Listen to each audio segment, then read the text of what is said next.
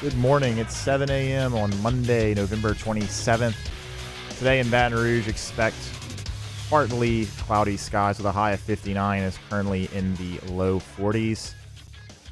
You can follow today's show on Twitter, Instagram, and TikTok at OTB ESPN or watch on YouTube at the 104.5 ESPN channel. Hour number one of Off the Bench starts now. Let we go! All-Star Toyota presents Off the Bench with Jacob Hester and T-Bob Hebert. Yeah! Off the Bench with Hester and T-Bob. Hey, P, they said I gotta come off the bench. All-Star Toyota presents Off the Bench with Hester and T-Bob. Yo.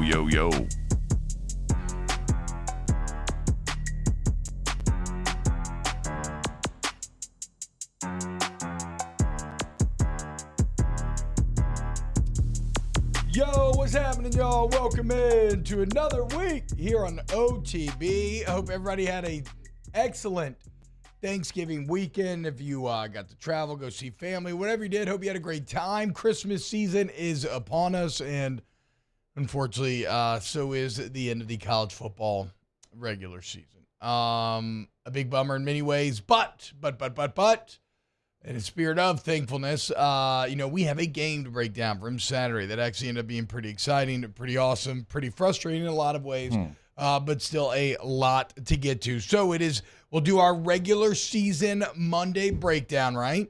So kind of a lot of film review here in hour number one. Maybe also probably get into like a season in review. In hour number two, we'll kick it mainly over to the Saints, so that will be an exercise in masochistic self-flagellation as that's what it feels like watching the New Orleans Saints right now. Like there is no I feel like when Denzel's yelling at old boy from Scrubs, remember the Titans, he's like, football's fun? Like, at first, beginning of the season, I'm like, yeah, I think, right? Kind of fun. By the end of it, no, zero fun, sir. I'm watching it literally because I have to, and it's awful, and all it is frustrating. So we'll get to the Saints. The Almost the Holes crew's here. Mario's traveling back from Atlanta. We got Jacob Beck filling in. Great job. Like the dramatic pause on the starts now at the beginning of the show is well done. That was simply because I needed time to turn on the other pod and start the intro. Okay, I just thought it was a little, I thought it was a little theatrical OTB flourish. I liked it. I could have said that. I could have just let it ride, but I'm going to be honest here. Well done.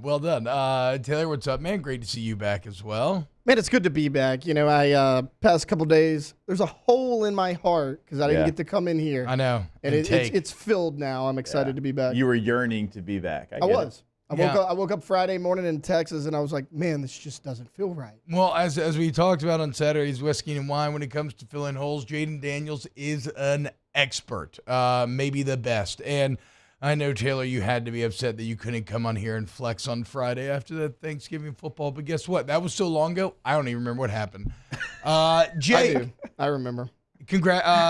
Welcome back, man. I know you were – it was rough having to serve the suspension, but like we talked about, you just can't go off on the head coach of LSU like that about not using fullbacks, but I'm glad to have you back nonetheless. Well, I still think 21 personnel is the key to any offensive success. Some don't want to listen to that, but it's okay. I'll keep fighting the good fight.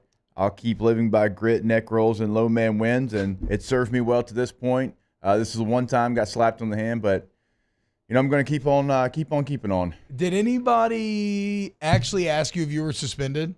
Well, I haven't. No, I haven't been here. I was in Shreveport for 2.5 days, and then I went to the LSU game.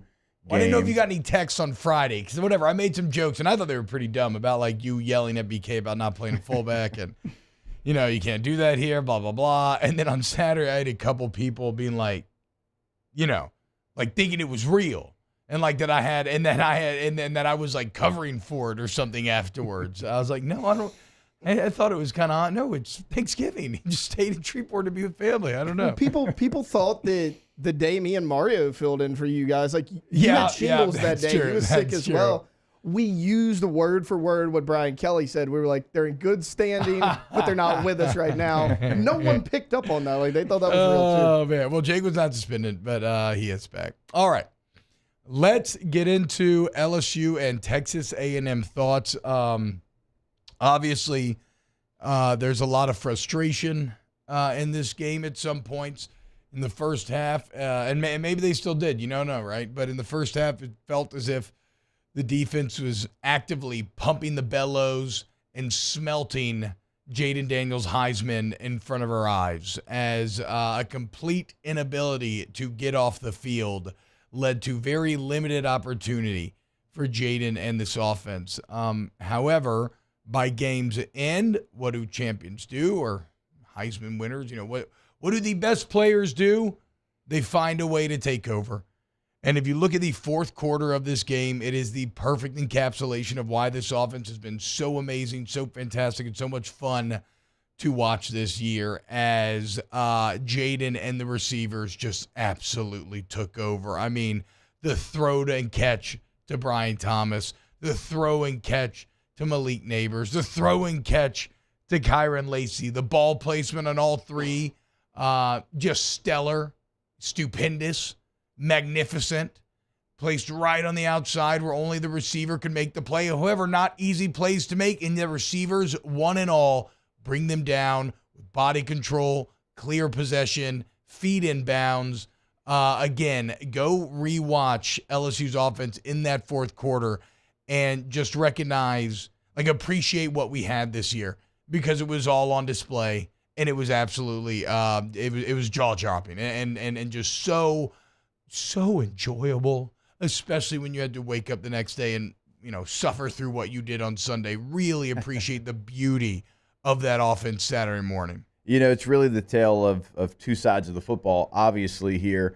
But it was a weird feeling because you felt like if the defense just held them to a field goal when you were down 3, don't let them score a touchdown. You can give them points. That's fine. Hold them to 3, make it a 6-point game because the offense is going to score. Yeah. And it's such a weird feeling, feeling like your defense, just don't be awful. Mm-hmm. Just be bad. Don't be awful. Just be bad. And your offense is going to take care of you. That's the feel that I had in the stadium the entire time. Just limit them just one possession. Now, they ended up, doing a really nice job, 3 straight series where they get them off the field. There's no points. And obviously you take the game over. But it was hey, just hold them to a field goal, and the offense will take care of it. I'm still not even going to give them the second half. Now, we will celebrate the big moments because there were a couple big moments, but I'm going to be like Memphis in that video you sent where the defense finally came up with a stop, and Jake's youngest did not join the crowd in cheering because he's a discerning football fan, and he knew that, okay, good, that's what you're supposed to do. Yeah. And if you screw it up 9 times, forgive me if I'm not excited on attempt number 10. Yeah. But he was not very happy with the defense on Saturday. Well, and the thing is, even after rewatching this film, I'll celebrate some of the moments in the second half, and Greg Pinn's story in this game in particular is interesting. With 7 minutes left, you still let A&M score in 4 plays to make it 35-31. Yeah. You know what I'm saying? Which I would, the abused logic that us LSU fans have now this season is we're all at Don Juan and we're like, okay, that means Jaden that means the offense has to go score. So more stats for Jaden. And sure enough, it ended up being that, even though, the Kyron Lacey holding call was an absolute disaster and an offense to God and man, but we can get there a bit later on. Would have added 45 more yards to Malik's total. And it was an incredible block by Kyron Lacey. He kept his feet moving, hands inside, and then he just threw the dude out the club, threw him out the club. Absolute cowardice on that holding call from the ref. But anyway, so no, the defense was what it's been all year long. It was really bad. You're talking about a third-string quarterback on a bad offense that absolutely carved you up. And once again, Jake, because all too often this year, this has been the way to ingest this defensive film is there's actually a lot of good on first and second down. Yeah. They created a lot of negative plays. Now, far too often on second and long, they let it get the third and manageable, but still, the third down woes are so simple and mind-boggling and consistently bad that it just frustrates the senses. I mean, the soft coverage where you just allow the receiver every single time to set up right at the sticks before you start breaking. I just do not understand it. On fourth down, you got consistently pushed around. One of the more frustrating moments in the first quarter, you have a 4th-and-1 run stuff. Looks like you got it. You have 4 guys celebrating, holding up their hands when the play is still going on. The entire A&M team's pushing the pile. Yeah. They end up pushing across for a first down. So the problems are many. They're all over the place. But it was putrid on third down. And honestly, if you would have said A&M ran for 240 yards and their backs kind of had success that day against A&M, I'd have been like, okay, I can truly believe that, and it wouldn't be that hard to imagine that. But like, you actually did a nice job of stopping A&M on the ground, but it's yet again in coverage, just you look lost. And so many times it's, the 10 guys playing one coverage, one guy playing another. It's like the LSU special this year. And that happened for a big play and one of those big third downs that you're talking about. And so it's a situation that never got fixed. And now you're going into a bowl game. That part of it is what it is, but it never really got fixed. And even in this game, he said that, BK said that they played something different. They played, I think it was cover 2 trail at the end of the game, something they haven't done all season long. And, it worked, I guess. I mean, you got them off the field, but it's like, why were you not playing those things throughout the season? Why were you being, a team that only played quarters in cover 3 and never really made any adjustments there? Because you weren't good in quarters in cover 3. And anytime you have such a very clear area which you need to improve and you fail to over the course of an entire season, it's the same way that we're going to talk about this Saints offense in the red zone and whatnot. Look, in the first half, you got off the field once, and it was on a drop 4th and 2 in which the crosser was wide open. Probably should have been about a 20-yard gain and a conversion. After that was number 42. And that's when my oldest son looked over to me and said, if 42 makes a play today, we're in trouble. And, well, he made a play later in the game. And so I was pretty sure Katie got pregnant for a 6th time as soon as a fullback scored a 51-yard touchdown. You've heard of Franco's immaculate reception. That would have been the immaculate conception. Yeah. Right there. I was shocked when I learned that was not the case. Look, you had that 4th and 2 drop, but outside of that, you let A&M convert 3rd and 3, 3rd and 4, 4th and 1, 3rd and 12, 3rd and 11, 3rd and 3, 3rd and 5, 3rd and 9, 3rd and 7, 3rd and 8, 4th and 1, 3rd and 3. And that last 3rd and 3 came with 21 seconds left in the half, trying to come up with a gotta-have-it stop so you don't let them double up on touchdowns. You would go on to start the second half by adopting a new strategy, and on that first touchdown drive in the second half, you just didn't force a third down. Because if you don't force a third down, then they can't convert it. Very true. Again, so the point is to not be overly negative here, but the point is to reinforce that, that significantly hurt Jaden's chances at that moment.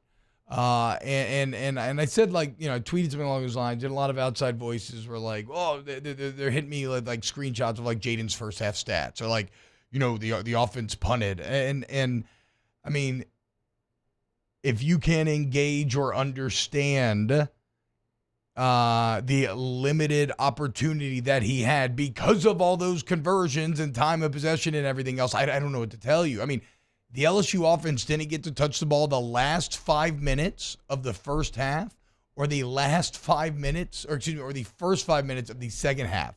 So you had 10 minutes where the LSU offense didn't get to do anything. 10 minutes of game time, they didn't get to do anything except for sit there and watch the score go from 14-10 to 24-14. And so, you took away raw stats from Jaden, but what you did, and I don't think anybody's going to engage in this from a national voter sense, but in my mind, what you did was you gave him a stage to prove himself. And that he did. He went out there in a gotta-have-it game, season on the line, first 2 years of Brian Kelly on the line, and he took over, and the receivers took over, and the offensive line, which was fantastic, took over, and you end up winning a big game against a hated rival, and you win it by a nice margin in the end. You finish 9-3, and it's 4 more touchdowns through the air at the end of the day for Jaden Daniels. Yeah, time of possession, to your point, to go back. I mean, almost 37 minutes to 23 minutes. I mean, they completely dominated. They had, the one long drive there in the first half as well. Would it take like 9 minutes? 17-play drive. I think it was around 9 minutes, but 17 plays is the longest in the last 9 years of Texas A&M football. And guys, again, this is an inept Texas A&M offense that had their third-string quarterback playing. And I feel awful about this.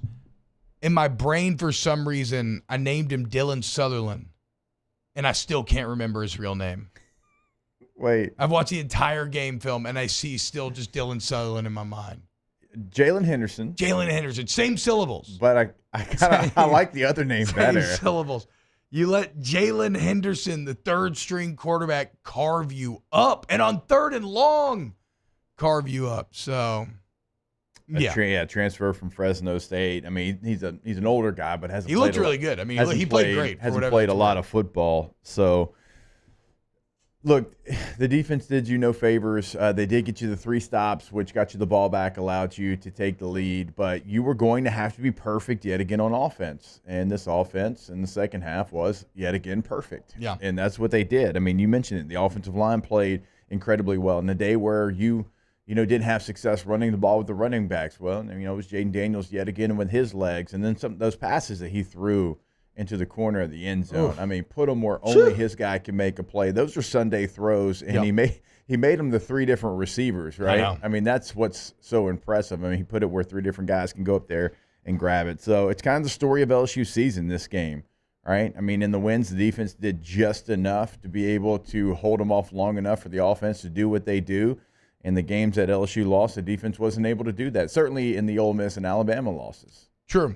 Now, as Brian Kelly pointed out after the game, 7-0 in Tiger Stadium this year. I believe now 13-1 over 2 years. That's a very good thing to carry forward. That was something that there was always a lot of emphasis on back in our day as well, about holding serve at home. And I think we lost 2 games at home my career. Yeah, I don't know the full number over 5 years, but I know my last 2 years we went undefeated, and that was something that we always really cherished, right? That if you bought a ticket to watch us in Death Valley, that you never saw them lose. And this season, if you bought a ticket to watch them in Death Valley, you did not see them lose, and there's something to be said for that. All right, let's go to break, and when we get back, we'll continue to break it down. What are your biggest takeaways from the game? I still got a few moments I want to highlight as well. So keep it locked. Hit the like button if you're at youtube.com/1045ESPN. And we'll be back with more Off the Bench. Off the Bench with Hester and T-Bob. ESPN Baton Rouge, New Orleans, Alexandria, and 1130 The Tiger.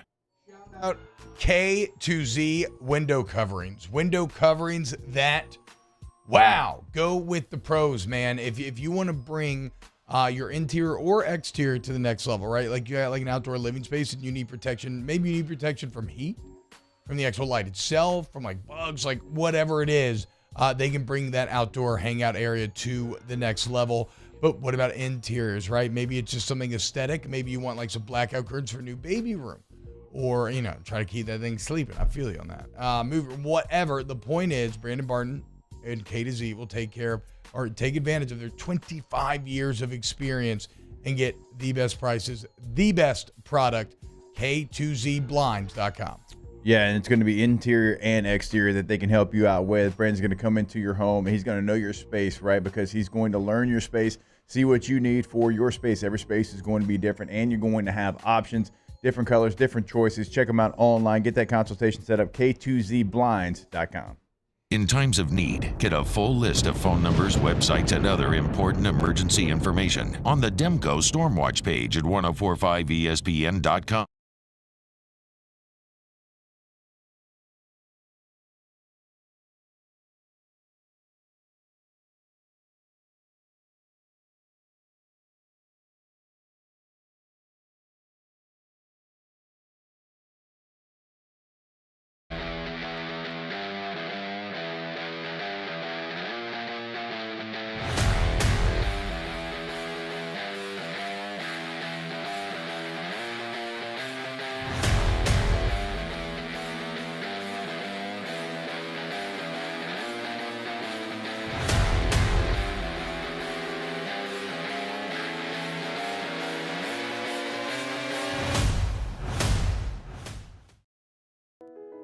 I've been doing business with Luba for 25 years. They're dependable, trustworthy. It's just the attention to detail with our clients. Our folks have years and years of experience. They're highly trained professionals, but many companies have that asset. What I'd like to think makes Luba a bit different is that we use those talents in a way that truly is dedicated to serving the needs of the folks who depend on us. Gulf Coast Office Products is a nationally recognized Savin office equipment dealer based right here in Louisiana. Over 100 employees strong, Gulf Coast has the boots on the ground to support all vertical markets from education, engineering, legal, and finance. With the latest in office technology from desktop to production segment units, Gulf Coast and Savin have the perfect fit for you. Call 225-756-2644. That's 756-2644 for Gulf Coast Office Products. Dylan Cruz here to tell you about Six Rings Baseball and Softball Camp. If you live on the North Shore and play ball, go to Six Rings Camps with former LSU assistant coach Dan Canaveri. His knowledge is second to none, and your child will improve and have fun doing it. Camps were held at Coquille Park and Six Rings Academy in Covington with 4 sessions over the summer. Full day and morning only sessions are available from ages 7 to 13. Go to sixringsbaseball.com or call 985-206-9096. Learn the game to love the game. Electricity is all around us, and our families depend on it. Every day is sparked by the power of a cold drink or a warm meal, a movie night, and a comforting light at the end of a dark hallway. From sunrise to sunset, playtime to bedtime, our team is ready to take care of your electrical needs, even in the case of an after-hours emergency. The light in your life shines brighter with Mr. Electric.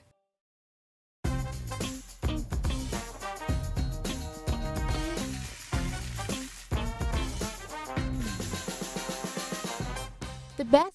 Join Taylor Sharp for a Monday edition of the Hunt Palmer Show. We'll be reacting to A&M and LSU. How's the Heisman race looking? Saints, Falcons, and much, much more. Hunt Palmer Show, 1 to 3 weekdays, 104.5 ESPN, Baton Rouge.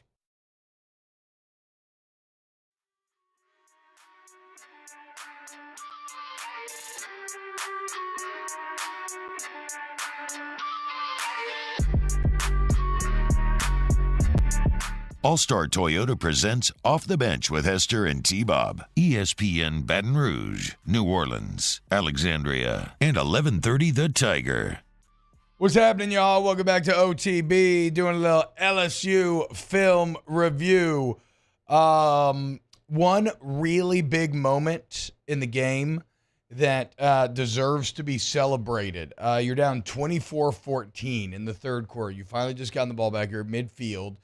You had a 3rd and 4, wide open Malik on a little quick out route, and Jaden kind of missed the throw, little just a little off target, and had some heat on it. It skips off Malik's hand, so all of a sudden you drop it. It's 4th and 4. You're down 10. There's 10 minutes left in the third quarter. You're at midfield. In a lot of ways, the game comes down to this moment, and Jaden ends up stepping up the pocket. Jake, they try to blitz, and I think they bring 7. He steps up the pocket. He runs for 43 yards down to the goal line. What a legend. You end up scoring. But the offensive line, who is so good, and I feel bad, they're so good. We never talk about them because of how consistent they are. Yeah. There was a just beautiful, and I have video on my phone, so maybe we'll bring it up later, but a beautiful key block by Garrett Dellinger there that made everything work. Will Campbell had to deal with a very wide rusher. I'm talking all way outside, right? So Campbell kind of kicks out. He just gets a shoulder shove on the end to kind of make him run the hoop a little bit, trying to get to Jaden, while Garrett Dellinger's having to deal with a really strong bull rush, and one that he is losing on initially. And you see him reset, anchor down, just pure man strength, stalemate his way to hold the line, which allows Jaden to step up behind Dellinger, avoid the sack coming off the edge, run for the 44 yards, and just like that, the game is saved. So shout out. And then, by the way, the stat that Cody tweeted, yesterday. You had to, by the way, while you're looking it up, you had to go for that fourth down. Yeah, there was no question. You were on your own 47. I realized that. But you weren't stopping them at that point. You were down 10. Like, that was one. Like, that was the game. Like, you had to have that one. And so, like, yeah, to end up running for 49 yards on that 4th and 4, like, there was no doubt. And in a normal situation, T, you know this, you never go for that. It's 4th and 4. You're on your own 47. But you had to because you couldn't stop them at that point. And Kelly said as much after the game, saying it wasn't really like he said the same thing. You had to go for it. It wasn't a conversation. But the execution is where it gets beautiful. And to me, that's a little subtle block that'll be lost to time. That really was one of the key moments in helping you win this entire game. Now, obviously, one of the other key moments has to be Greg Penn. And the interception. And what's crazy about that, Jake, is when you start to chart these third downs, Greg Penn at a lot of times he was the culprit behind a lot of the bad. In fact, I would say he was having a pretty awful game. And that sucks, and that comes with the point is, if you're going to be struggling that badly, what can you do? You can just keep persevering, keep fighting, keep trying to do the right thing, and then if a play opportunity comes to you, go make the play, and that's exactly what Greg Penn did, and he saved the game. Because if you think about it, the defense finally gets a stop, right? On the 3rd and 12, they spy Perkins. Sutherland tries to run it, and what is it? Henderson. Henderson tries to run. I really like I can't get Dylan Sutherland out of my head. And then I just think of Donald Sutherland, and then think about Hunger Games. Donald before Kiefer, I can appreciate that. Anyway, great spy by Perkins, gets him down, and then they missed a field goal. Yeah. And you're like, all right. But then you go 3 and out, and that felt bad, right? And so at that point, you desperately needed a play, and it was actually good zone coverage for once. Harold Perkins making it tough to complete that throw over the middle. He tries to go over Perk, and then Greg Penn with a beautiful, leaping, one-handed snag. Bobbled it, but found a way to come up with a pick. And what happens next? LSU comes back. They score a touchdown in just 4 plays, and they take the lead. And I didn't think any of those things were going to be possible. Like you said, sitting there in the stadium. Like the missed field goal, though, being in the stadium, like you could tell, like that was a complete change of momentum because you were just waiting for them not to have success on offense, like in whatever form, however it came, and it ended up being that missed field goal. And it was a really nice play. And the defense, give them credit.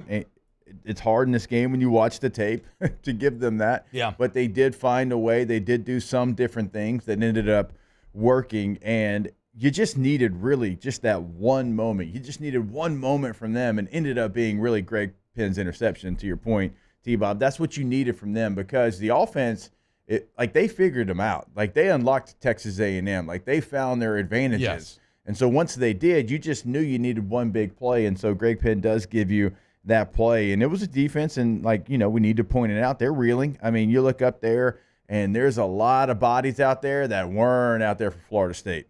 Yeah.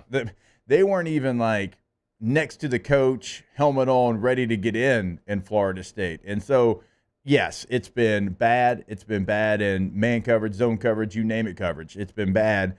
But, there was a lot of guys out there that weren't out there for a large portion of the season, and they did find a way in the second half to get A&M off the field just enough for Jaden to take over. Yeah, and again, like Jake said, in the games in which you have done that, Jaden takes over, and he wins you the game. And the games that you don't, he still damn near does. I mean, never forget, he put that ball on Chris Hilton's hand in Ole Miss. That could have, maybe even should have actually happened. But, yeah, so the pin pick happens, and then the Jaden wide receiver showcase begins, and it was just a sight to behold. And what a wonderful, after a season of falling in love with this quarterback and with these receivers. And I'm excited to watch that new little 4-part documentary that LSU's putting out there about Jaden at some point today and tonight. But But after a season of kind of falling in love with him, although it was a bit of a frustrating game flow, it's pretty badass to watch him against A&M, last game of the year. Like I said, season on the line, go into the fourth quarter trailing, and then do what he did in the fourth to win that game. It is the perfect exclamation point. Against, again, like we said coming in, nobody nationally is going to care because A&M is 7-5. That is a top 10 defense in the entire country. Yeah. And doing against them does matter, and it is very impressive. And so we will say it even if nobody else wants to or engage with it, to do what he did in that fourth and win that game in the manner which he did with the throws that he did, like Jake said, those Sunday throws, Heisman performance. And again, it's a team game. The receivers, to a man, Lacey, Thomas, Neighbors, absolutely fantastic. You know, I was talking with Roddy Jones, who covered the game last week against Georgia State, and he was just trying to get some news and notes on some of these LSU guys. And he asked me about Malik, and he said, like, what's the thing that makes Malik so special? And the first thing that popped into my head, because Malik was yet again special in this one, is he always has a plan for when he catches the football. Yeah, yes. And that is a skill set because – like, even some of the best receivers in the NFL, like I'm watching Keenan Allen last night, he had like 15 catches in the game. But sometimes when Keenan Allen catches the football, it's like, okay, he doesn't really have a plan. He tries like a step back move, and I'm like, oh, man, there's like one guy in the NFL named Tyreek that can do that, and he's really good at it, but nobody else can. But he always tries to do that. And then he steps back, and then he tries to look to see if there's, a channel that he can kind of get in. With Malik, there's always a plan. And the plan, as soon as he catches the football, goes into full force. Yeah. Like it goes into attack mode. And it's a rare skill set in the fact that as soon as he gets it, like he's making his next football move, and it's towards the end zone, and it's with, velocity. And it's not just somebody that, has like one small skill set. I mean, the skill set is there in the routes, and he's gotten so much better running routes and high pointing the football and just doing all the things that you have to be a first-round receiver. And, he should have had a 75-yard touchdown because of the exact skill set that you're talking about, which, again, and I like that Kyron Lacey gets called for holding and comes back and has the great touchdown catch, kind of, a big, response to a low moment, in which I believe he was treated unfairly. What I love about that play as well, the Malik should have been touchdown, is the block by Kyron Lacey, because that's one of the reasons why this offense has been so next level and been so overwhelming this year. Is there's just buy-in from every single position on the field, right? At running back, you have a rotating cast of characters, and whoever's turn it is, they didn't complain about not getting an opportunity. Whenever their opportunity came, they made the most of it. These wide receivers knew that, look, if I run my routes, he'll go through the progressions, and if I'm the choice, he will get to me, and I'll have a chance to make a play. But when my quarterback chooses to run or somebody else gets a pass, I can help them out in the same way by blocking downfield. It's one of the best downfield blocking groups of receivers that I've seen at LSU. And so there's no way you do all of that. And then you have guys like Will Campbell, who, in his entire offensive line, but Will Campbell in 731 snaps, 0 sacks given up on the entire season. Simply incredible. And to just really reflect and be grateful, because that was awesome to watch this entire year. If you want to think about the rushers real quick that Will Campbell went against this year. In the SEC, dude. And even Florida State, you had them an undefeated, ACC potential champion. That's impressive anywhere at any level of football. Yeah. But to do it against, SEC competition and an out-of-conference game where you're playing Florida State, there's a reason why he had, the build-up that he had as he was coming to LSU. But still, to have that build-up, to live up to it, and then to live up to it to that standard, you don't see it very often. Yeah, we never see, we rarely see 5-stars pan out at LSU. It's true. And so Campbell I think did Emory Jones end up getting 5-star? I can't remember. Either way, whatever. Campbell definitely was a big deal, and he's lived up to it and then some. He's exceeded expectations thus far. All right, When we get back, let's kind of look at the season in review, what we think should happen next. Keep it locked right here. Hit the like button if you're watching online, and we'll be back with more OTB. Off the Bench with Hester and T-Bob. Get Gordon and get it done. It is that special time of year. It is Christmas, and Gordon is trying to give back that Christmas feeling that defines so many of our childhoods, where that moment when you wake up and that present you've always wanted is under the tree. For Gordon, that was a bicycle, big shiny red bike, and that's why he started doing the bike giveaway. And here in 2023, it's the biggest bike giveaway ever, with 488 bikes being handed out. If you want a chance to win, follow them on social media at Get Gordon, and then go register at GordonGives.com. Hurry up now and do it, Jake. Yeah, you're right about that, because coming up on November the 30th, if you're outside of Baton Rouge and Hammond, that is your deadline to enter. Now, if you're in Baton Rouge or the Hammond area, that is December the 7th. But for the rest of Louisiana, we tell you all the time, right, the G team serves all of Louisiana. You have to make sure and go ahead and get that entry in. Like T-Bob said, follow at Get Gordon on all major social media, and GordonGives.com. GordonGives.com is the website. Our listeners fire off their opinions on the JimsFirearms.net hotline at 499-1045. Keep listening for your next chance to shoot us your thoughts with the JimsFirearms.net hotline on 1045 ESPN Baton Rouge. Follow us on Twitter at 1045ESPN to cast your vote in the Citizens Bank and Trust Poll of the Day. Vote daily inside Off the Bench, live at lunch, Hunt Palmer. And after further review, Citizens Bank and Trust brings you the Poll of the Day via Twitter at 1045ESPN. Bayou Chrysler Dodge Jeep Ram has $20,000 off MSRP on new 23 Ram 1500 trucks. $20,000 off plus no payments for 90 days on new 23 Ram 1500 trucks. All with Bayou's 1 million mile warranty. The crew at Bayou Automotive is going to do right by you. When it comes to ending cancer, we push forward, always working together for you. That's why our cancer experts at Ochsner have clinically integrated with MD Anderson Cancer Center. This means advanced cancer care, including access to life-saving clinical trials and integrating care to treat the whole you. Introducing Ochsner MD Anderson Cancer Center. Long live you. Gulf Coast Office Products is a nationally recognized Savin office equipment dealer based right here in Louisiana. Over 100 employees strong, Gulf Coast has the boots on the ground to support all vertical markets, from education, engineering, legal, and finance. With the latest in office technology, from desktop to production segment units, Gulf Coast and Savin have the perfect fit for you. Call 225-756-2644. That's 756-2644 for Gulf Coast Office Products. Was a humid day, barefoot children play, looking for that summer shade. Time just slips away. Oh, Louisiana, some kind of hold on me. Like cypress stumps, your roots are planted deep inside of me.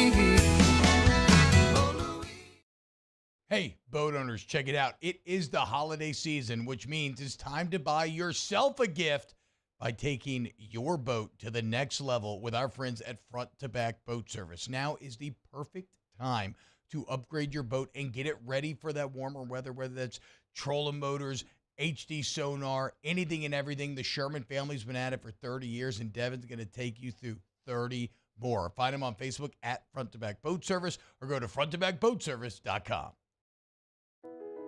I've been doing business with Luba for 25 years. They're dependable, trustworthy. It's just the attention to detail with our clients. Our folks have years and years of experience. They're highly trained professionals. But many companies have that asset. What I'd like to think makes Luba a bit different is that we use those talents in a way that truly is dedicated.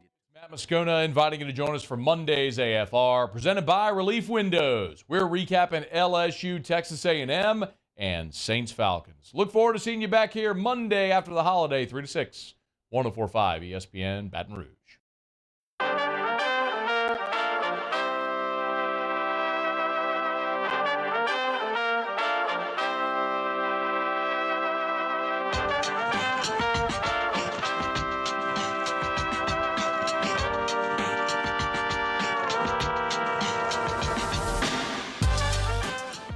All-Star Toyota presents Off the Bench with Hester and T-Bob. ESPN Baton Rouge, New Orleans, Alexandria, and 1130 The Tiger.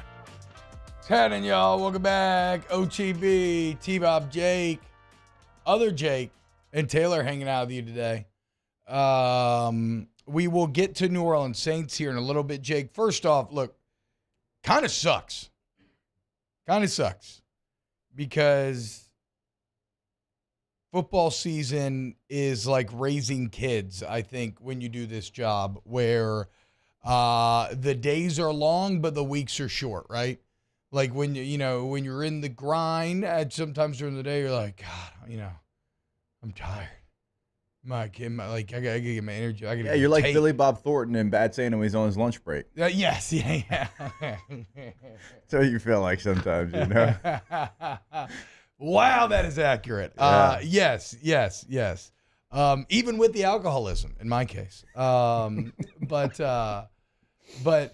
So but then all of a sudden you look up, and boys, the season's over. Yeah. Freaking sucks. Like now you're telling me I don't get to go watch Jaden Daniels in the offense again this Saturday.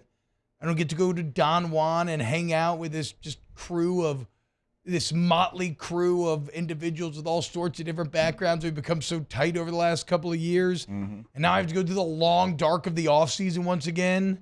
We got to talk recruiting. We got to talk spring ball. We got to talk who's going to win the West. It's not all bad. You still get to watch the Saints offense, so there's something for you. Okay. You need to relax, Jerry Jones, okay? I've got to go watch grown people bark at each other and others say Roll Tide this week. And look, in all seriousness, though, no, I am glad that the NFL is still sticking around. And look, the Pelicans might hold something interesting for us. The LSU women's basketball team will do something as well. Baseball, who's not pumped for baseball, right? But it's kind of a bummer that now the regular football season is over. We still have a bowl game. But what do you think? Success or not, boys? We said it all hinged on Saturday. We did. A successful year 2 for Brian Kelly or not?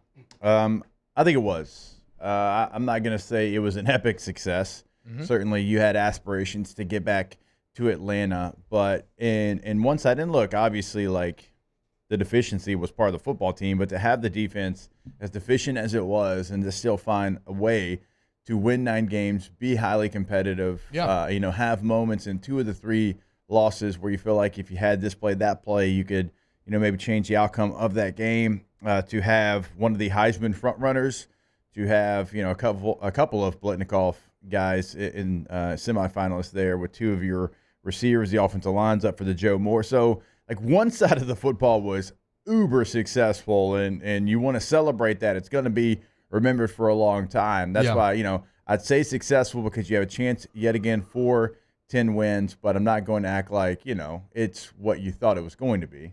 Yeah, I agree. Overall, baseline success because you have the chance for 10 wins. Yeah. 6-2 in the SEC is always good as well. 6-2 in the SEC is a key number. Yeah, it's kind of the number that we set out before the season. Here's where much better than 5-3. In fact, normally if you go 6-2, you go 10-2. Yeah. And that would maybe be one of my big quibbles, obviously, with the BK era now 2 years in a row, is you come out of camp with just a complete lack of understanding of your team. I don't know why. Overrating guys, playing guys out of position, not looking prepared week 1. Now, in the same vein, does a fantastic job of developing during the year, right? But you got to figure out whatever is going wrong in camp. So overall, definitely a success. But now the question becomes, and by the way, shout out Mike Denbrock. Didn't get to highlight him enough because I was so critical of him coming out of the Florida State game and, throwing around all sorts of slander he calls he just has a collection of notes. There's no composition and blah, blah, blah, blah, blah. And obviously I could not have been more wrong. He ends up helming a record-setting offense. And some are like, that's just because Jaden. No. It's a two-way street. Look at the touchdown to Malik on 3rd and goal when you had to have it. He's expecting like a blitz. They go cover zero. And so what do they call? A little rollout rub route. Something that even the last few weeks have been like, I don't like rolling out Jaden. I want to keep, but it was the perfect call for the defense that he expected.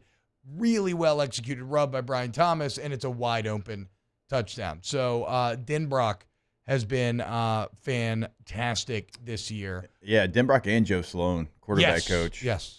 I mean, whatever they haven't coached together before they got to LSU, but whatever they've done since they got to LSU has been really, really worked. It's worked well together. It's been really, really fluid, and to have a situation where you have an interesting quarterback room when they first get here. Yeah. I mean, you still had Miles Brennan, and you had Nussmeier, who had played before, and then you bring in Jaden Daniels. Like, there's a lot of ways that could have gone wrong. But, they dealt with different personalities, put what they felt like was the best foot forward, and now you still have this very healthy quarterback room, and that's not always easy to do either. So let's do this. When we get back, let's flip to the other side of the ball and continue this kind of season review. Then we'll kick Saints, Hour 2. We got Weekend Winners, Hour 3. Keep it locked right here on OTB. Off the Bench with Hester and T-Bob. CommunitySteelCo.com. Community Steel Company. You want steel made here locally? Well, I guess, the steel products are made here, right? They buy the steel wholesale. Then all your purlin, tubing, steel building, sheet metal. It's all made on site in Gonzales, Louisiana. They have a live and local sales team. Because they're doing this all themselves, there's no middlemen jacking up the price. Savings for the consumer on the back end. And so if you're a business or like maybe you got like an RV, you need something like, or just personal steel needs, you want Community Steel. Check out the new website, CommunitySteelCo.com. Yeah, like T-Bob's saying, look, it's metal buildings, but also like if you want roofing and sheet metal for your home, like they can do that, trim, like whatever your situation is, like they're going to be able to handle it. We always love when you go to CommunitySteelCo.com, it literally says in the biggest font on there, Gonzales, Louisiana, because they are local, 225-647-2020, 225-647-2020. In times of need, get a full list of phone numbers, websites, and other important emergency information on the Demco Stormwatch page at 1045ESPN.com. His name was Cain. He had a horse along the countryside. I saw him ride. One day they found him.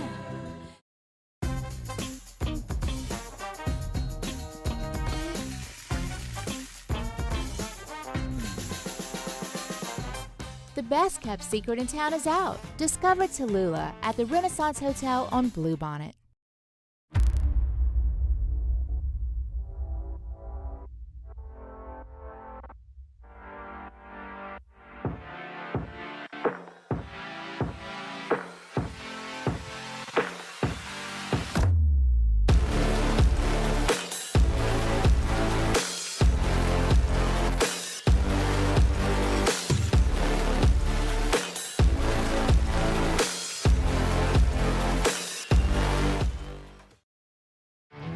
There it is, the extra mile, on the border of expected and extraordinary for those willing to go further, like vans customized for work or play, with safety and tech to keep you connected, supported by a 5-star sales, service, and finance team, and backed by the 1-star you know. So go the extra mile. It's never crowded, because so few have what it takes to go there. Mercedes-Benz Vans. Dylan Cruz here to tell you about Six Rings Baseball and Softball Camp. If you live on the North Shore and play ball, go to Six Rings Camps with former LSU assistant coach Dan Canaveri. His knowledge is second to none, and your child will improve and have fun doing it. Camps were held at Coquille Park and Six Rings Academy in Covington with 4 sessions over the summer. Full day and morning only sessions are available from ages 7 to 13. Go to sixringsbaseball.com or call 985-206-9096. Learn the game to love the game. Electricity is all around us, and our families depend on it. Every day is sparked by the power of a cold drink or a warm meal, a movie night, and a comforting light at the end of a dark hallway. From sunrise to sunset, playtime to bedtime, our team is ready to take care of your electrical needs. Even in the case of an after-hours emergency, the light in your life shines brighter with Mr. Electric. Gulf Coast Office Products is a nationally recognized Savin office equipment dealer based right here in Louisiana. Over 100 employees strong, Gulf Coast has the boots on the ground to support all vertical markets, from education, engineering, legal, and finance. With the latest in office technology, from desktop to production segment units, Gulf Coast and Savin have the perfect fit for you. Call 225-756-2644. That's 756. Join me and Jimmy out for the Monday edition of Live at Lunch. We're at Big Mike's on Aspen Square in Denham Springs, recapping the final regular season weekend of the college football season. Live at Lunch, 11 a.m. weekdays on 104.5 ESPN Baton Rouge.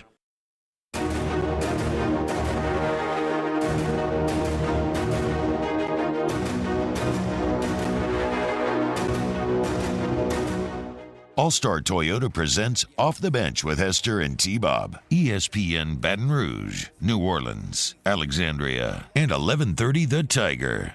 I've been in this for 30-something years. What's that, like 200 and something dog years? It's a long time. I feel that way sometimes. This is where I wanted to be. I wanted to be at LSU, and I love it here. And I'm not going anywhere. This is my stop. This is the last stop on the Coach Kelly caravan. And you always go, wow, he's just saying that, to get the right soundbite. But I don't have to say anything that puts me in a corner. But this is it. This is where I want to be. This is where I want to coach. I love it here. I love the people. I love the state, and I love the fact that I'm working with an administration, an athletic director, and Scott Woodward, and a president and President Tate, that are giving us the support necessary to graduate champions. And so this is where I want to be. So there you go. Brian Kelly very clearly sending a message that this is it for him. This is where he's going to be. If you're a recruit, that's got to be good to hear. If you're thinking about, okay, who do I want to kind of end up committing to long term? But it does beg the question, okay, how do you feel about the first 2 years of the Kelly era? And again, I think it's a success. I think you took over a sub-500 team over a 2-year sample size, and now you have won 9, potentially 10 games back-to-back years. 9 regular seasons, two years in a row, okay? There's something to be said for, just that's objective improvement. Now, the expectation to LSU is always going to remain sky high. And you're going to have to find ways to finish in the top 10 recruiting. You're going to have to find ways to start winning some of the bigger games. Now, you got the massive Bama one, but besides that, it's like Patrick's kind of pointing out in the chat, you lose to Georgia in the SEC Championship, the 2 FSU losses, Bama this year, Ole Miss this year, Tennessee last year at home. These are all respectable losses, right? But eventually, if you're going to be a championship team, you got to start winning more of these than you lose. So that's one area to improve. And then as far as the defensive coordinator goes, man, you have to decide if you're Brian Kelly. Yes, we were limited severely personnel-wise. With that context, do I feel like we maximized what we had, or do I feel like we dragged down what we had? To my layman eyes, it looks like even a really personnel challenged defense struggled. I would make a move, but ultimately that's why you hired Brian Kelly, to make those sorts of decisions. Yeah, and I would expect an overhaul of a lot of things. I would think so. Certainly a deep portal dive and really try to do your due diligence. I know it's incredibly difficult to do, and sometimes you're going to miss, right? Certainly Omar Spates is a guy that didn't play like we thought he would. He's all-time leading tackler in Oregon State football history.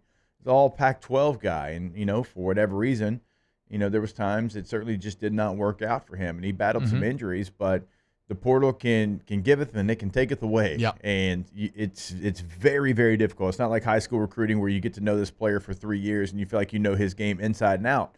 Sometimes you're going to have misses, but I would expect a lot of changes on that side of the football in some of your personnel, and obviously you got a recruiting class coming in. But going back to the victories, you got to start to win some of those games without question. There's no way we could come up here and say otherwise. But you did add Mizzou into. No, that's the second biggest win to Alabama. I'll add Mizzou into. That's a top 10 win. Yeah. That's a damn good Missouri football team on the road in Como.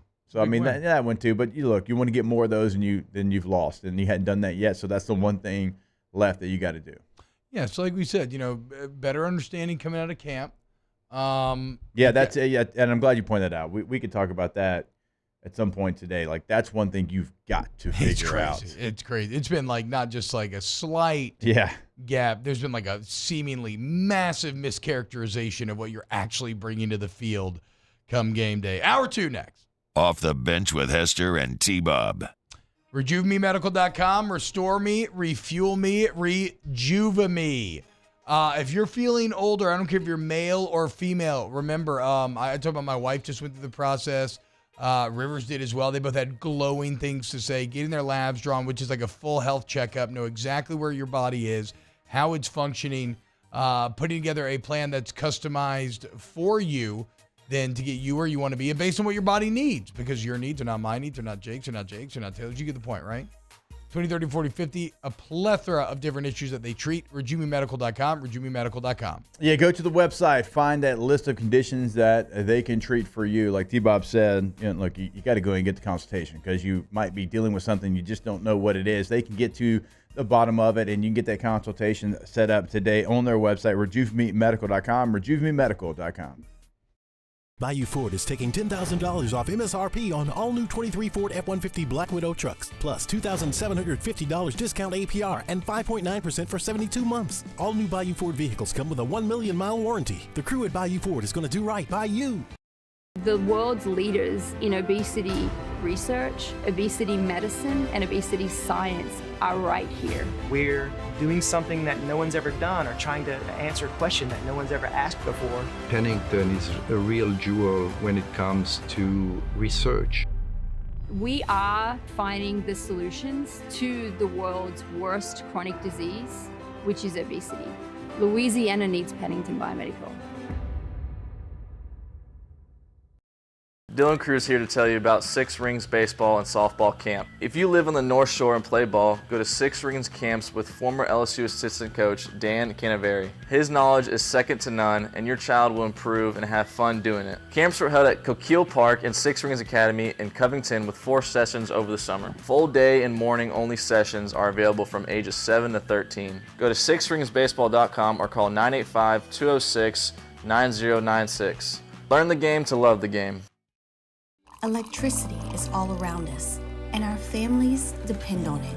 Every day is sparked by the power of a cold drink or a warm meal, a movie night, and a comforting light at the end of a dark hallway.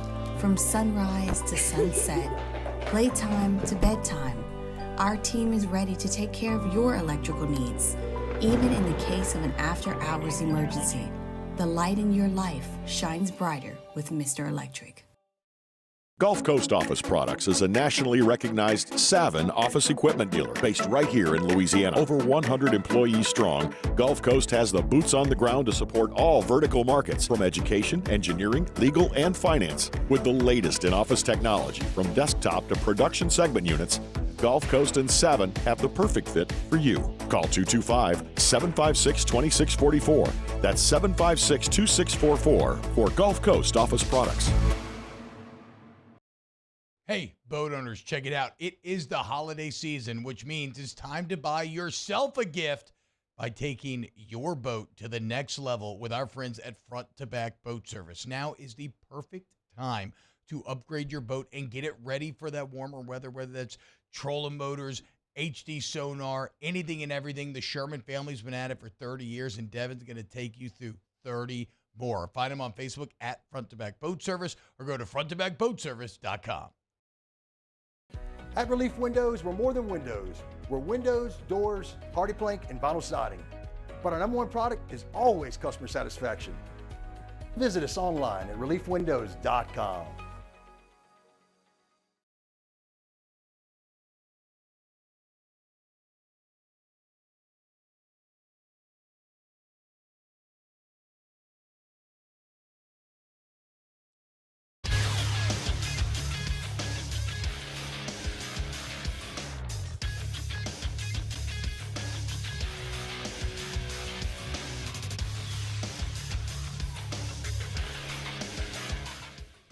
Good morning. It's 8 a.m. on Monday, November 27th. Today in Baton Rouge, expect partly cloudy skies, the high of 59. It's about 43 right now.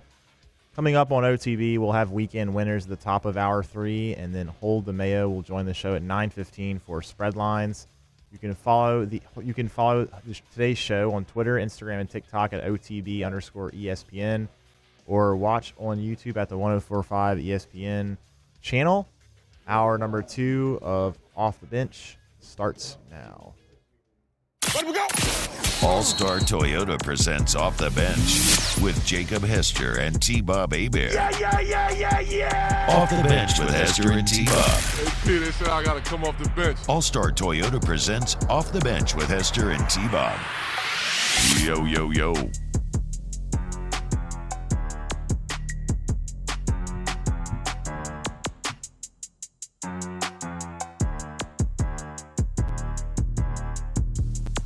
What's happening, y'all? Welcome back to OTB, hour number 2. OTB. I would say some actual interesting debate going on in the chat about whether or not this season was a success. I tend to be an optimistic person, so maybe that's discoloring it. Some of y'all maybe drive a harder bargain than I do. I still think if you look at where you were 2 years ago with the classic 38 scholarship players available for the Texas Bowl, and then the sub 500 record of over a 2-year sample to now where you are in a much better spot. At this point, I feel like the foundation has been laid, Jake, right? Now you got to build on it. Where that maybe becomes a bit scary is, and this is why you really got to get this Matt House decision right. And I'm not saying that one way is objective right or the other. Like, maybe Brian Kelly keeps him, and I mean, I know that they know more football than I do, both of those men, and so like maybe they keep him, and we figure out like something was personnel, and next year they're awesome, and I'm wrong, right? Whatever. The point is, the foundation's been laid now, so what's been good enough up to this point will no longer be good enough. You're going to have to continue to ascend, and you have to do that now as you're losing Jaden Daniels and losing some of this offense. You're retaining some of it, but you're losing other parts of it. And so, like, the defense cannot you are not going to get bailed out next year like you did this year. I mean, if you didn't have JD this year, what's your final record?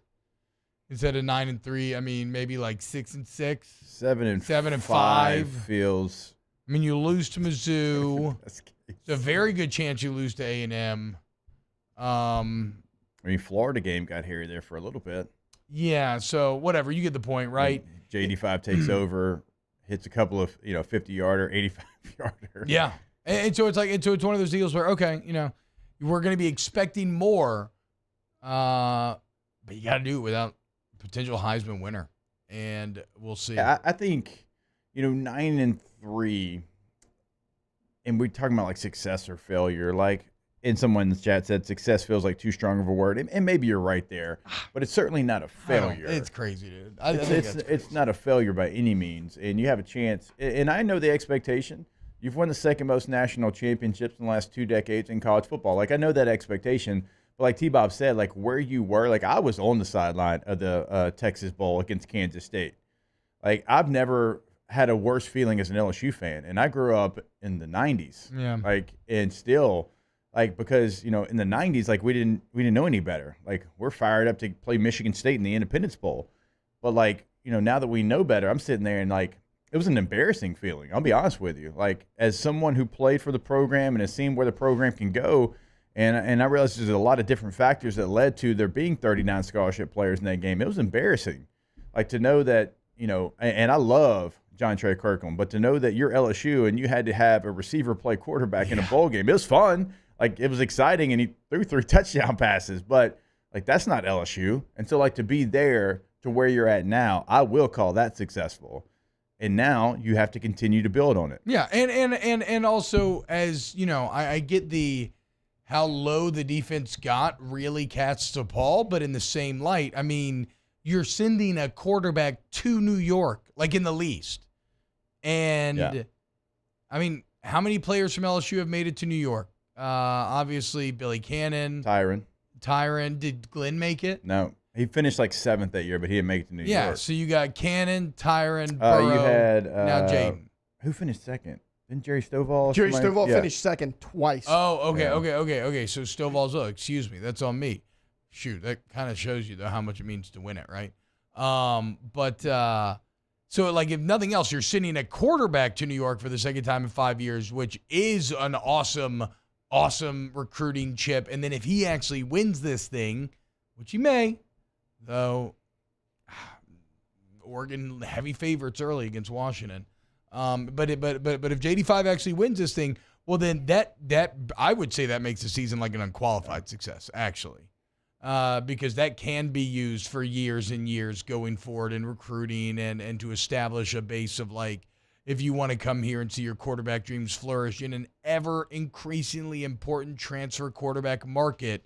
When you can point to Joe Burrow and Jaden Daniels, that is massive. So, yeah, I think we'll see. Yeah, that's why this game was so big, and that's why we talked about it last week with what it was going to do one way or the other for the program. And if you lost this game, if you lost that game and you came in here today and LSU was 8-4 and Jaden would have not had an opportunity, like regardless of what he did, if you'd have lost that game, he would have been completely out of it, which is crazy, but that's just the way that award goes.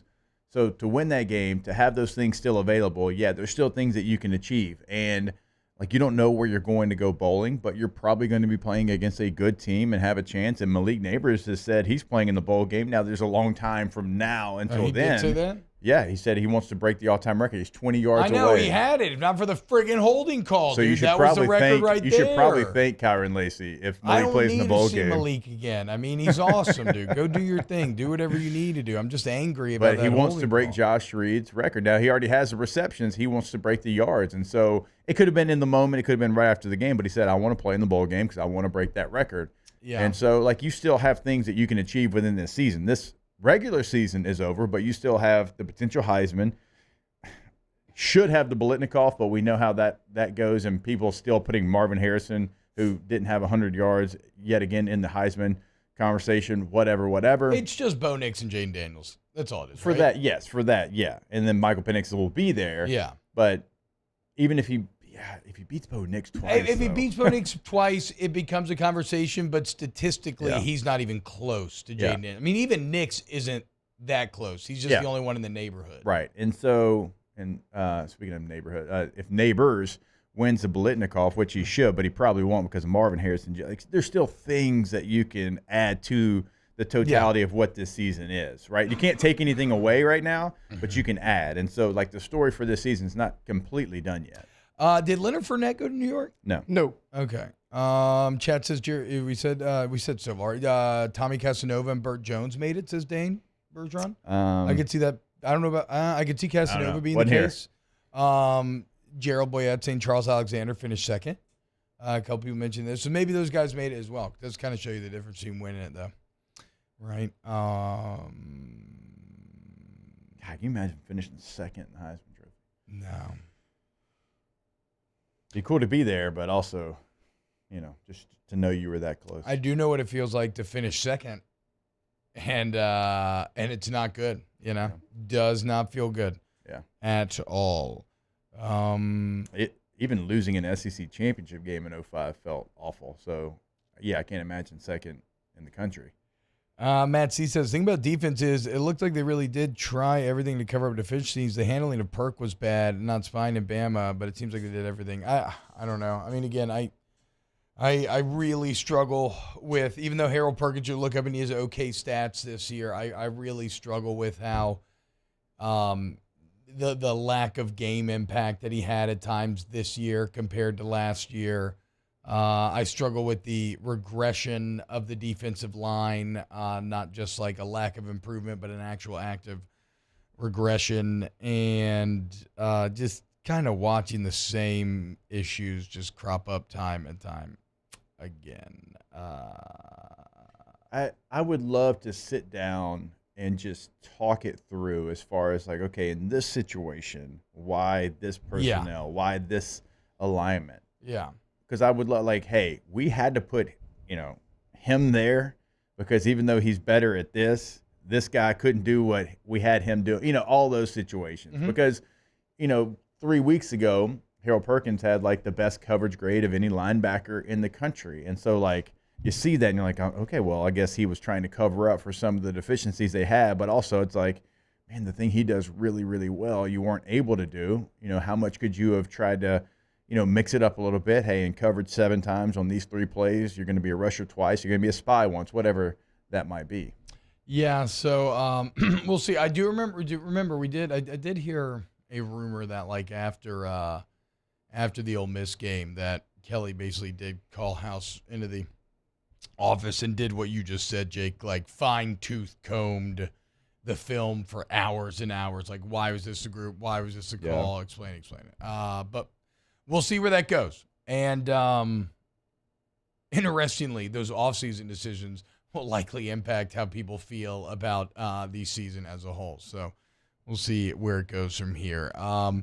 I've been putting it off because I just, it's just going to be awful to engage with. But the LSU season was on the line. I hyped it up all last week that the Saints season was on the line as well.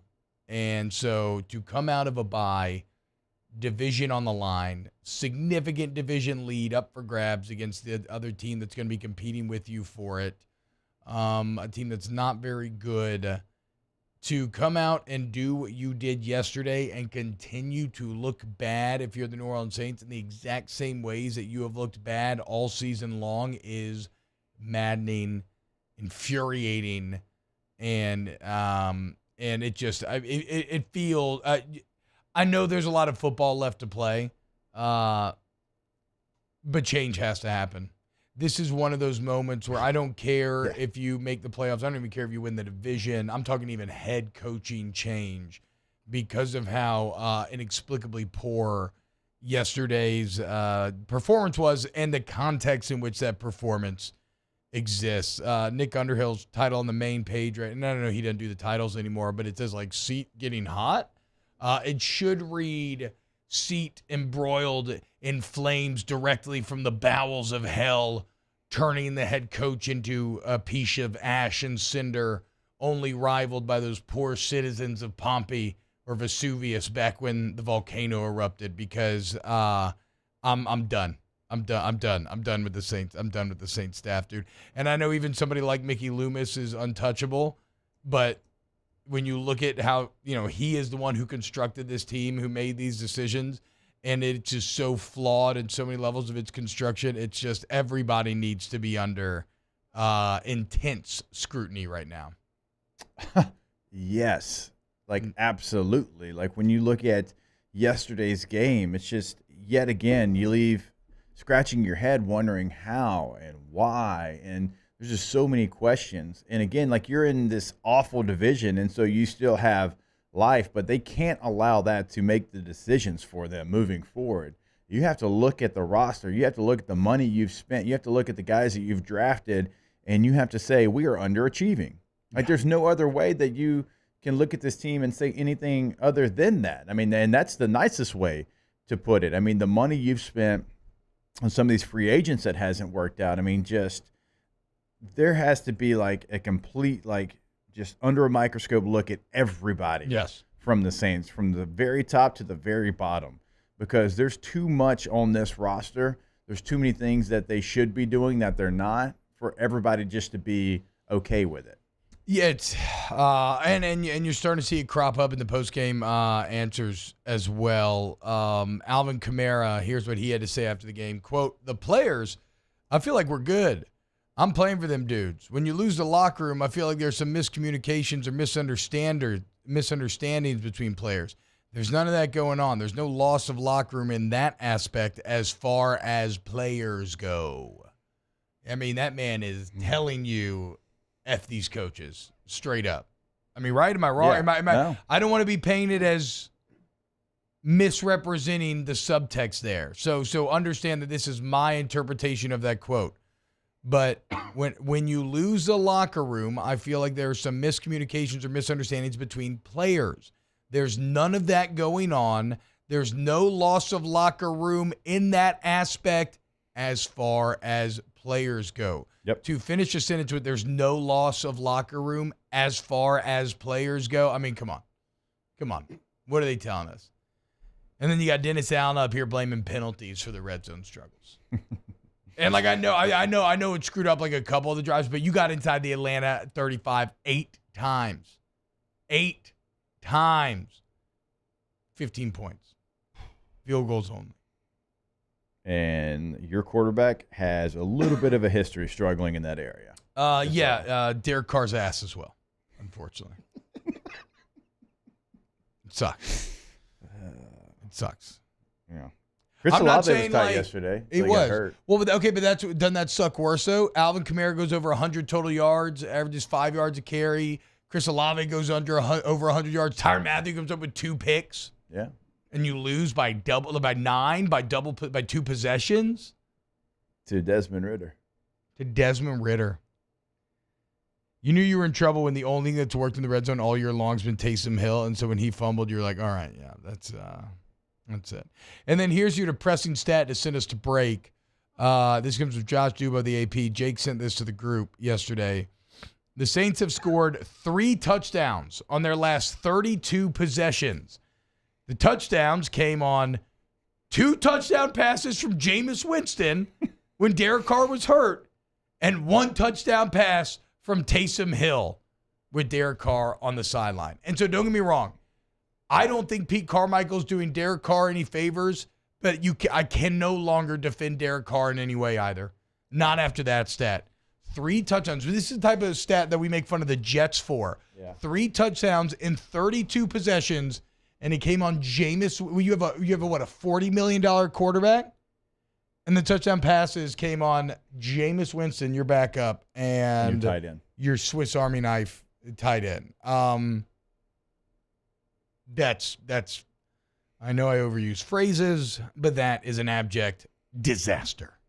And it just makes you want to pull your hair out, weeping and gnashing of teeth and all that, dude. Yeah. Taysom was good receiver yesterday. Yeah, like Carr get you to the 35 and then put in Jameis. That's what Brett says. Yeah, why not? At least he has the balls to take a shot in the end zone, not just like throw little weak-ass fades. All right, when we get back, more Saints Talk. Keep it locked. Off the Bench with Hester and T-Bob. ESPN Baton Rouge, New Orleans, Alexandria, and 1130 The Tiger. Noel Family Distillery. Noel. How appropriate for the holidays. You want to try something new? You want to give a gift? Give the gift of Louisiana. Give the gift of Louisiana spirits. Chip and Natalie Noel have worked for years to create wonderful, exquisite, top-of-the-line spirits for you to taste. And look, you know I love the tequila. It's all I drink at Don Juan now. The official tequila of LSU Athletics, but vodka, pickle vodka, the rum made from that Louisiana Sugar King is absolutely fantastic. It's already at your favorite restaurant or bar. Go ask for it today. Buy from the boot. Noel Family Distillery. Yeah, yet again, see it in Tiger Stadium last weekend. That is the official tequila of LSU Athletics, and it should be your official tequila as well. You can go to that website. You can book your visit. You can find all the things that they do, tequila, vodka, everything right there. NoelDistillery.com. NoelDistillery.com. Our listeners fire off their opinions on the JimsFirearms.net hotline at 499-1045. Keep listening for your next chance to shoot us your thoughts with the JimsFirearms.net hotline on 1045 ESPN Baton Rouge. Life in Louisiana is like a run-on sentence. A poem that doesn't rhyme. Life is here, now.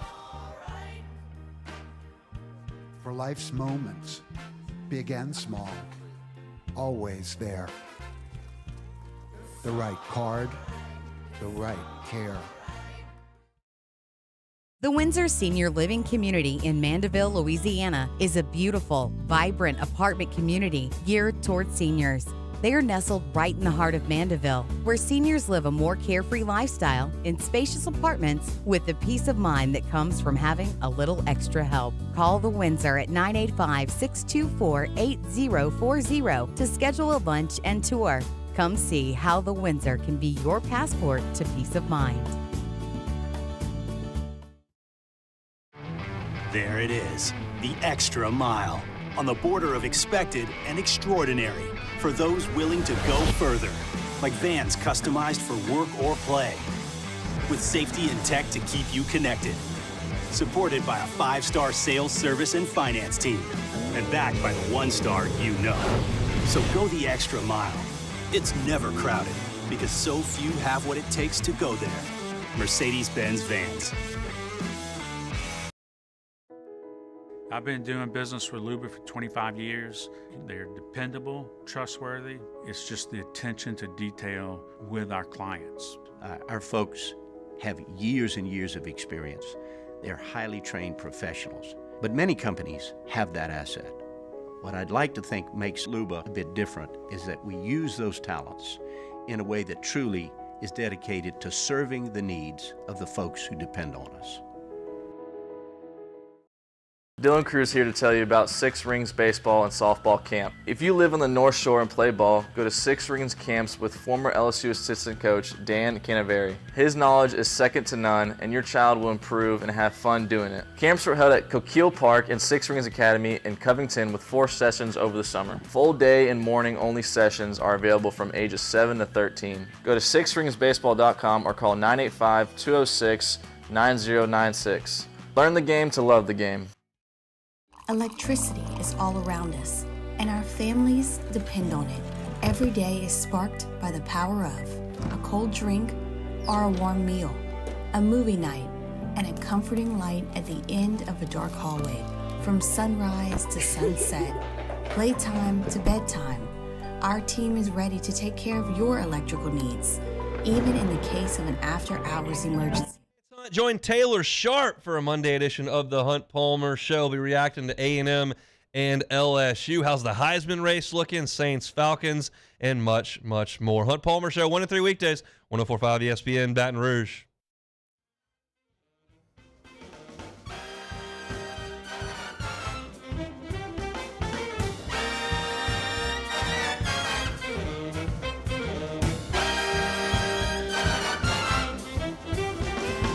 Frosty the Snowman was a jolly happy soul with a corncob pipe and a button nose and 2 eyes made out of coal.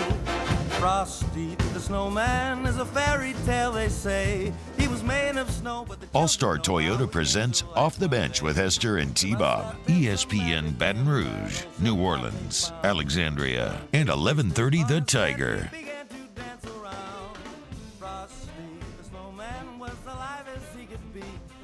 Welcome back, OTB. It's so funny how jaunty this song is versus how I feel talking about the New Orleans Saints. But, yeah. Desmond Ridder was 13 of 21 for 168, 1 score, 2 interceptions, had a QBR of 35, a quarterback rating of 63, and you lost by 9. Yeah. If Frosty were to go into Dennis Allen's office and sit on the chair, he would turn to steam immediately, or he should at least. I love how Mike Triplett started his piece on New Orleans on football. Quote, if there's been a more spectacular red zone collapse in NFL history than what happened to the Saints in Week 12 against Atlanta, I'm going to need to see that tape. And he mentions to go on, the Saints reached the Falcons 35 in each of their final 8 possessions, 5 trips to the red zone, 444 total yards, not a single touchdown. On those 8 trips, you had 2 turnovers, including a pick 6 and a fumble after a big 10-yard first down. You had 4 penalties, 2 holding calls on Ryan Ramczyk, an OPI on Juwan Johnson, a false start on Cesar Ruiz.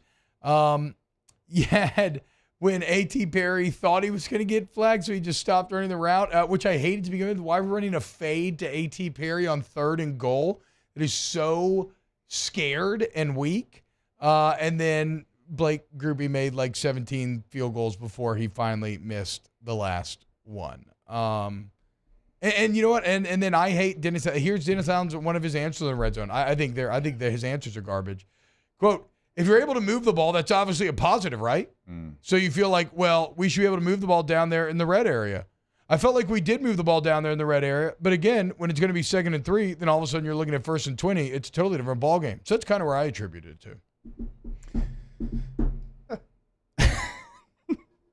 Yeah, that's an awful answer. That's a terrible answer. No, that's you have to be better. Like, you have to do something. Like, even if it's like 50%, it's like, okay, well, maybe we can talk through it. You weren't 50%. Like, you didn't score a touchdown. We can't have that conversation. No.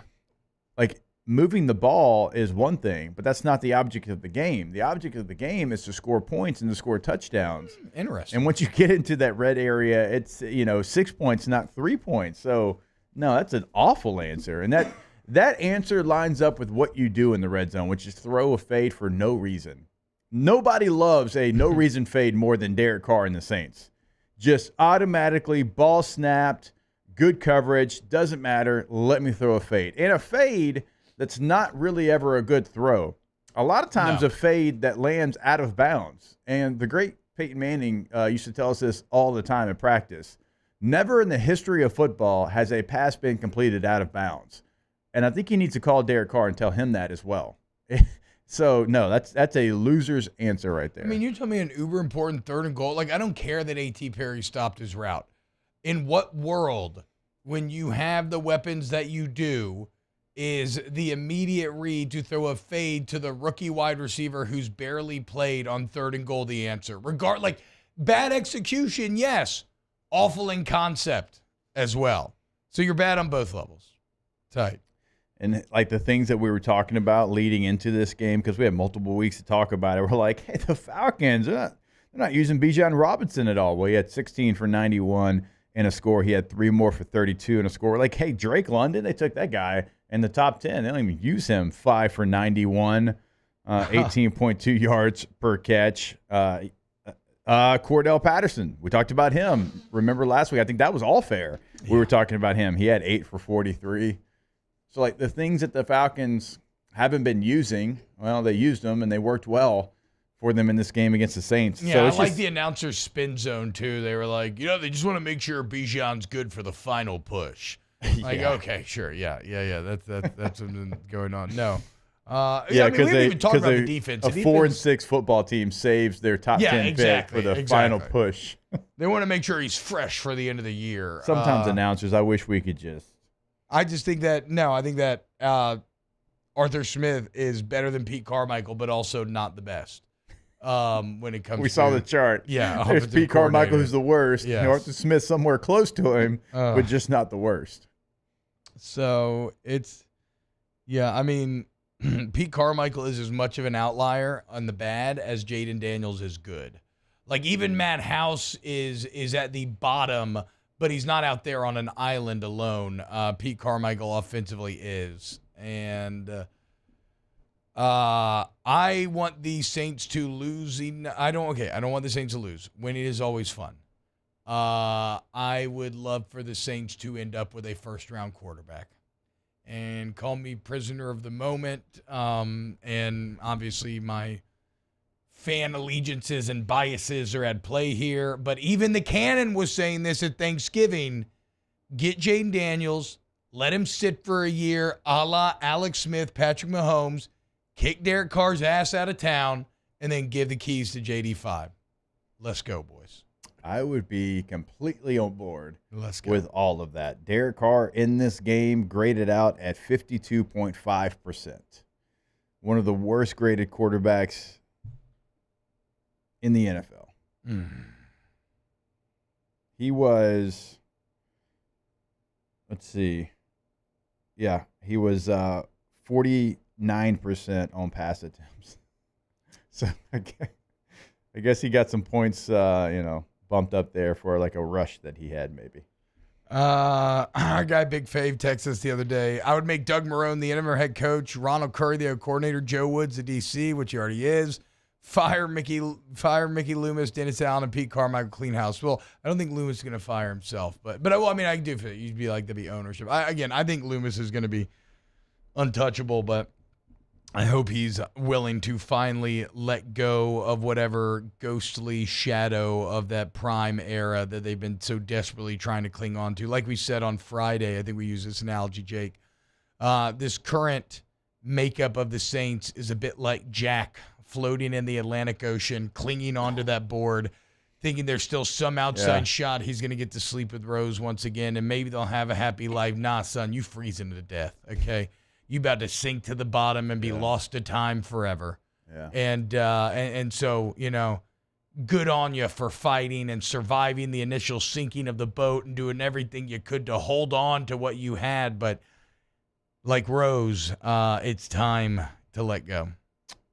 And that has to happen because in college football, now more so now than ever, but like you can't clean house. You can't overhaul. Like your roster is your roster until you build it through high school recruiting back, obviously years ago. And now you can help out with the transfer portal. But like for me in the NFL, like oftentimes when you see what direction it's going in, and the Saints have seen this direction now for a couple of years, like you decide, okay, well, that window's closed. It's time to really kind of change some things up and have a fresh new look to it. But they just continue to hold on to some of these players and hold on to some of these coaches, more coaches than players probably, even so, because I still think there's something left in the tank for a lot of these players that, is not being utilized. And typically you just don't see that in the NFL. Like you see a team move on when they feel like that window is closed, but the Saints, like they've got like this little twig like in between in the windowsill just holding this thing up, and it is ready to snap, and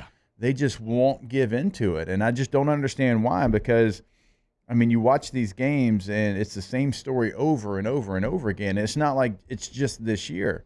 I mean, since Drew Brees left this team, like it's kind of the same story. Since that group, kind of the final pieces of that group left this team, and they're trying to hold on to it. Once Sean Payton left, and by the way, the Broncos look good now, dude. And like Russell Wilson's resurrected, and screw you, Sean Payton. 6-game winning streak got to start. I know. Shut up. I think it's 5-game, right? Is it 6 now? I didn't hear that. Yeah, 5-game winning streak. They're 6 I liked it better when they were losing like 72-7. Will Lutz is single-handedly carrying the victories. Adam Troutman had a touchdown. Adam Troutman did have a touchdown. Troutman had a touchdown. Yeah. Yes. Yeah. It's kind of a tight catch too. I can't curse. I almost just dropped an F-bomb. I think even the FCC would realize. But that's the point. Like when Sean Payton left, that was the time. And you said no to Doug Peterson, and you said no to all of these other new minds, and you tried to keep it going, and you kind of got. I mean, look again, dude. What's Doug Peterson done? He won a playoff game. He's 8-3 right now with Jacksonville. I agreed. Look, I agreed with the logic. So come after me too. But it didn't work. It's over. Daniel Bass says, well, at least Jack got to see Rose naked before dying. What do the Saints have? Well, that's like the Super Bowl and stuff, right? Like you had this hot and torrid affair, and you got it for a lot longer than Jack did, to be fair, right? But you're still holding on just a little too long. This draft a first-round quarterback for the first time in 50 years, guys. Yeah, don't draft another offensive lineman, even though you probably need to. Like, you've tried that. Do it. You've missed. Like, now. Cesar Ruiz yesterday was offensive. You know who makes O-linemen look really good? A quarterback like Jaden. Have you watched the tape yet of the Saints?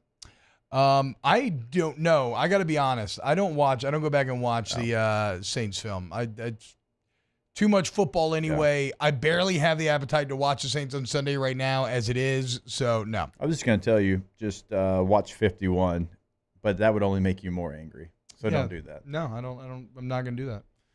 I'm not going to. What do you think, Cesar Ruiz? Captain America. What do you think he graded out at? I don't think I will. Yeah. I mean, knowing how this year's gone, probably like a 49 to 52%. All right. Jake, what do you think? Cesar Ruiz. 45. Okay. Taylor?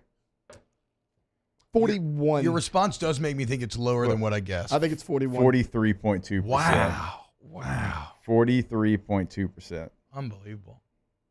Played every play, 72 snaps, and graded out at 43.2%. The O-line's hard. I mean, but Doug Marone's a good coach. Like, I don't know what's gone on. Landon Young only played 10 snaps, You know, he had to come in, played 10 snaps, 30.4%. It's gotten so bad. He got a with 0 Cesar grade in Ruiz, pass Jake. protection.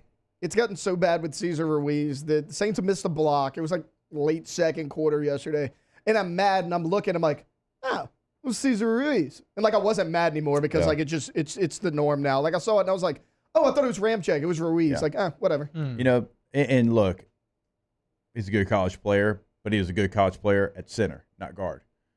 And you drafted him. Yeah. Like, that's the kind of stuff that we're talking about. You draft Cesar Ruiz because he's a good player, and I understand that, but he was a good center at Michigan. Oh, also, I mean, dude, if you're drafting a center, you better be damn sure you can play guard because the center's the most helped out physically position on the field. And he's a part of these Michigan O-lines that are winning, like, Joe Moore awards and stuff. Well, not only that, you draft Eric McCoy in the second round the year before. Yeah. He was great. He was one of the best rookie offensive linemen at the center position. So you're like, well, let's draft another center and immediately switch positions. Yeah. And McCoy played well yesterday, but you already had a center. So I don't know. And then, you know, the Trevor Penning situation. And look, I got fooled by Trevor Penning as well. Like, I got excited about going to the Senior Bowl and him big boying everybody in 101s, and it was fun. And he had a little mean, nasty, and tough streak to him, a little piss and vinegar, if you will. That's 836. We can say that. Penninger. Yeah, he had some Penninger. That Penninger's gone. Yeah. Penninger, maybe. Penninger. All right, when we get back, more OTB. Off the Bench with Hester and T-Bob. All-Star Toyota Baton Rouge.com, All-Star Toyota Baton Rouge.com, All-Star Toyota Baton Rouge.com. You need a brand new vehicle or a Toyota certified used vehicle, or you need to rent something for the holidays. You want All-Star Toyota of Baton Rouge. The best prices, the best selection. Toyota-thon's going on right now. Great deals, whether you're looking to buy new Toyota certified used vehicle or at lease. It's all there. Get your Toyota your dreams. The new Sienna I got, it's a hybrid. Bruh. Oh, is it? Talking over 30 miles to the gallon. I didn't have to fill up for like 2 or 3 weeks. Can I be honest? I'm not even sure I knew that was an option in the Sienna. I didn't either. Now I do. It just freaks me out when you start it up and you don't hear anything. Oh, that's right, because in Mobile we started up and you and I were like, is this car started? Yeah, that's, I'm too old for that. But besides that, it's awesome. No, it's good. It's good for the environment. It's good for you. Also, ToyotaVeterinary.com. In times of need, get a full list of phone numbers, websites, and other important emergency information on the Demco Stormwatch page at 1045ESPN.com. Bayou Chrysler Dodge Jeep Ram has $20,000 off MSRP on new 23 Ram 1500 trucks. $20,000 off plus no payments for 90 days on new 23 Ram 1500 trucks. All with Bayou's 1 million mile warranty. The crew at Bayou Automotive is going to do right by you. The importance of doing this fortified program and offering it to people down here is, number one, the only real chance you're going to get to do this is when you put on a new roof or build new. And through companies like HUDCO, who's kind of leading the way in this thing, it's going to offer the customers a huge advantage in the insurance market and the price of their insurance. You know, we're not looking to make a fortune off fortifying. We're trying to give you a better product than our competitor at the moment. I'm trying to do something that he can. I'm trying to give you something better. So a lot of these insurance shops, you're getting a re-roof, you're only paying your deductible. Let's sit down and talk about the fortified and let's see what it does to your insurance premium. You're getting a steal. Yeah. You're getting a brand new roof and a fortified certificate for your deductible, essentially. And I think we're rocking and rolling.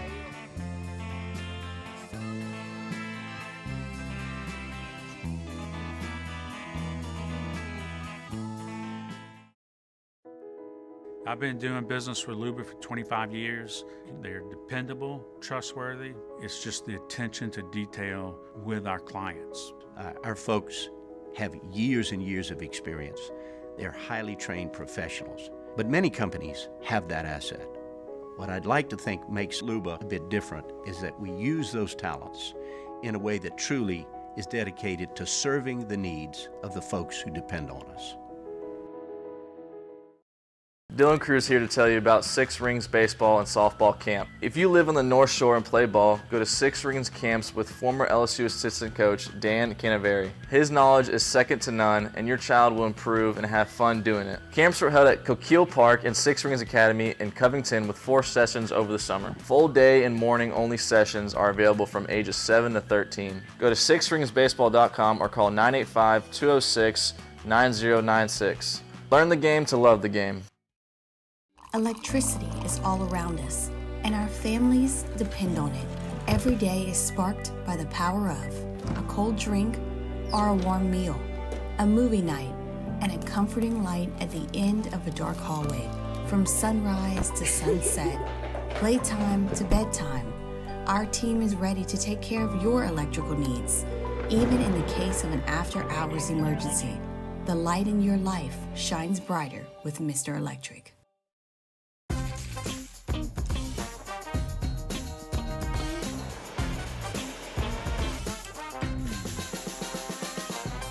The best kept secret in town is out.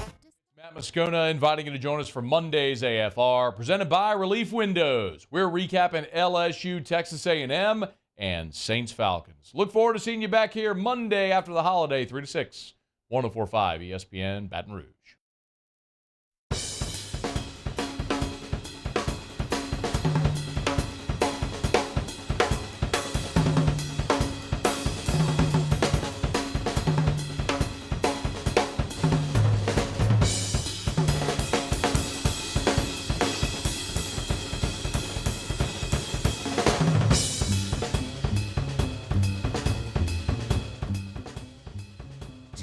With Hester and T-Bob on 104.5 ESPN Baton Rouge and 94.7 ESPN Alexandria.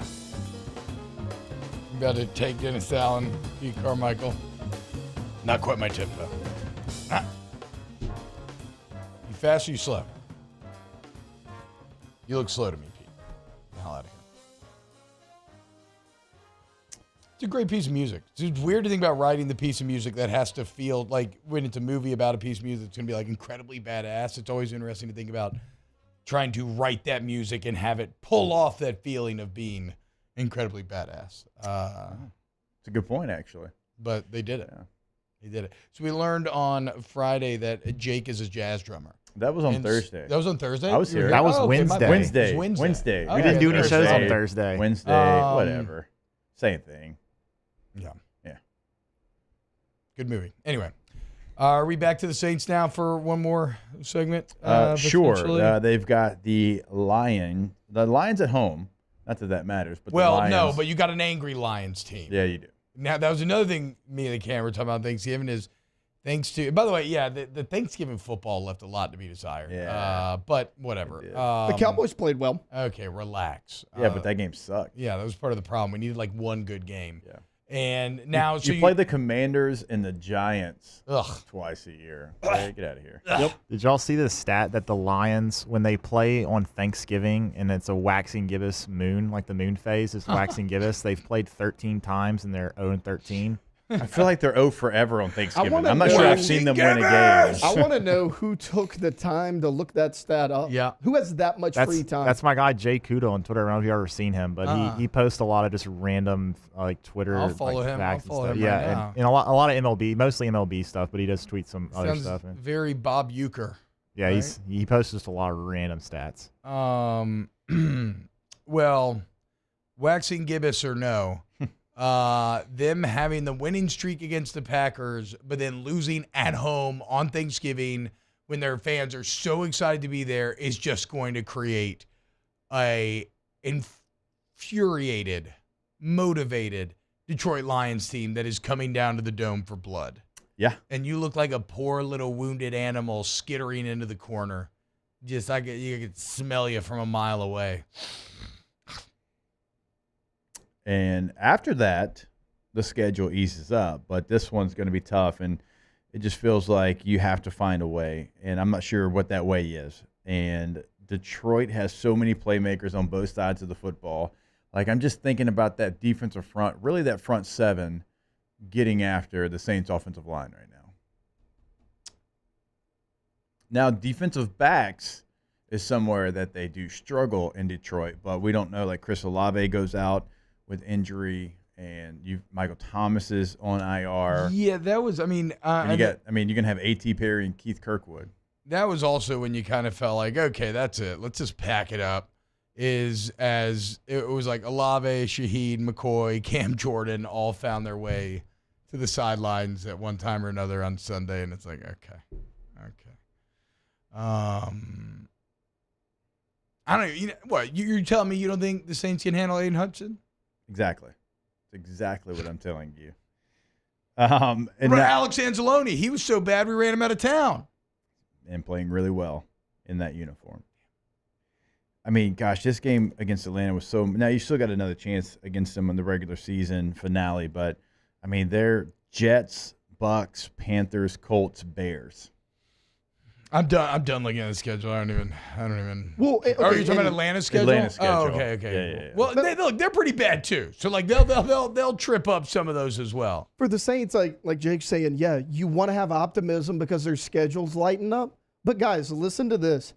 You lost to Desmond Ridder, Joshua Dobbs, Baker Mayfield, Jordan Love, and then Tyson Bagent tied the game in the fourth quarter, had the ball with a chance to take the lead, turned it over. So it's like, what are we talking about? Their schedules get easier. Yeah, but the teams you've lost to were the teams you were supposed to beat. Like Baker has played really, really well this year. He's not a top-flight NFL quarterback. Jordan Love's getting a little bit better. He's not a top-flight NFL quarterback. I mean, Dobbs is a backup. Desmond Ridder's been benched and put back in. Like, the guys you've lost to are not the elite guys in this league. So, yeah, their schedule should get easier, but I'm not sure it will. No, you're out here. You're out here getting bullied by the kids who are getting bullied. Like you're at the low. You're at like the bottom of the totem pole. In that regard, Bunny Money says Kelvin Shepard's going to send the dogs out for the Saints. Yeah, probably so. Shout out, Shep. All right, when we get back, wrapping up hour 2 of OTB. Off the bench with Hester and T-Bob. Our listeners fire up their opinions on the jimsfirearms.net hotline at 499-1045. Keep listening for your next chance to shoot us your thoughts with the jimsfirearms.net hotline on 1045 ESPN Baton Rouge. Life in Louisiana is a song. A symphony of sound, colors, and movement. Life is here, now. For life's moments, big and small, always there. The right card, the right care.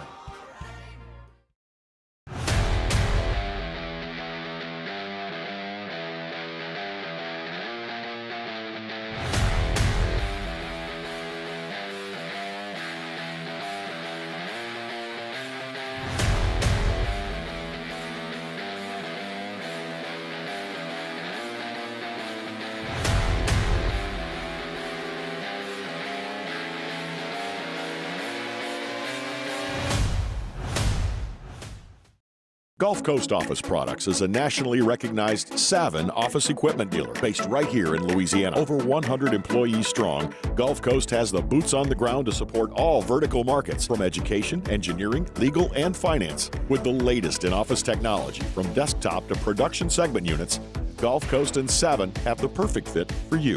Call 225-756-2644. That's 756-2644 for Gulf Coast Office Products. Hey, boat owners, check it out. It is the holiday season, which means it's time to buy yourself a gift by taking your boat to the next level with our friends at Front to Back Boat Service. Now is the perfect time to upgrade your boat and get it ready for that warmer weather, whether that's trolling motors, HD sonar, anything and everything. The Sherman family's been at it for 30 years, and Devin's going to take you through 30 more. Find them on Facebook at Front to Back Boat Service or go to fronttobackboatservice.com. I've been doing business with Luba for 25 years. They're dependable, trustworthy. It's just the attention to detail with our clients. Our folks have years and years of experience. They're highly trained professionals. But many companies have that asset. What I'd like to think makes Luba a bit different is that we use those talents in a way that truly is dedicated to serving the needs of the folks who depend on us. Dylan Cruz here to tell you about Six Rings Baseball and Softball Camp. If you live on the North Shore and play ball, go to Six Rings Camps with former LSU assistant coach Dan Canaveri. His knowledge is second to none, and your child will improve and have fun doing it. Camps were held at Coquille Park and Six Rings Academy in Covington with 4 sessions over the summer. Full day and morning only sessions are available from ages 7 to 13. Go to sixringsbaseball.com or call 985-206-9096. Learn the game to love the game.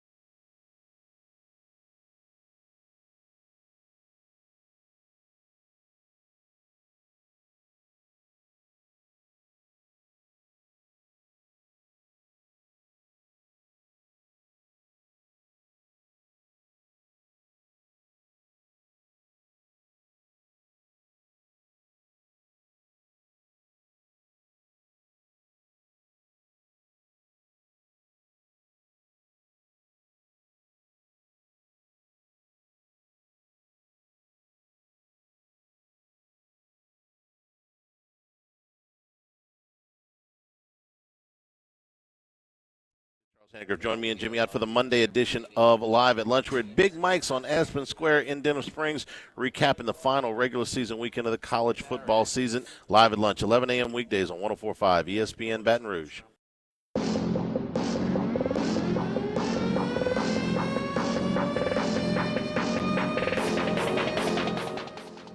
All-Star Toyota presents Off the Bench with Hester and T-Bob. ESPN Baton Rouge, New Orleans, Alexandria, and 1130 The Tiger. What's happening, y'all? We need to get back to Christmas music. If I hear dubstep in December again, I'm gonna lose my mind. And I know that this is just like the generic playlist that just triggered right here. We needed to come back quickly, so I didn't want to, I feel you. I'm just saying I can't, not after having to talk about the Saints for an hour, I can't hear this weird generic dubstep. All right, I got you. Mario's listening somewhere, like, just vibing to this. Mario's sitting there, just headbanging. I'm getting ready to fly back right now. Wait, so is it official that the Panthers just fired Frank Reich? Yes, it is. Breaking news. Didn't make it a year. 1 in 10. Bruh.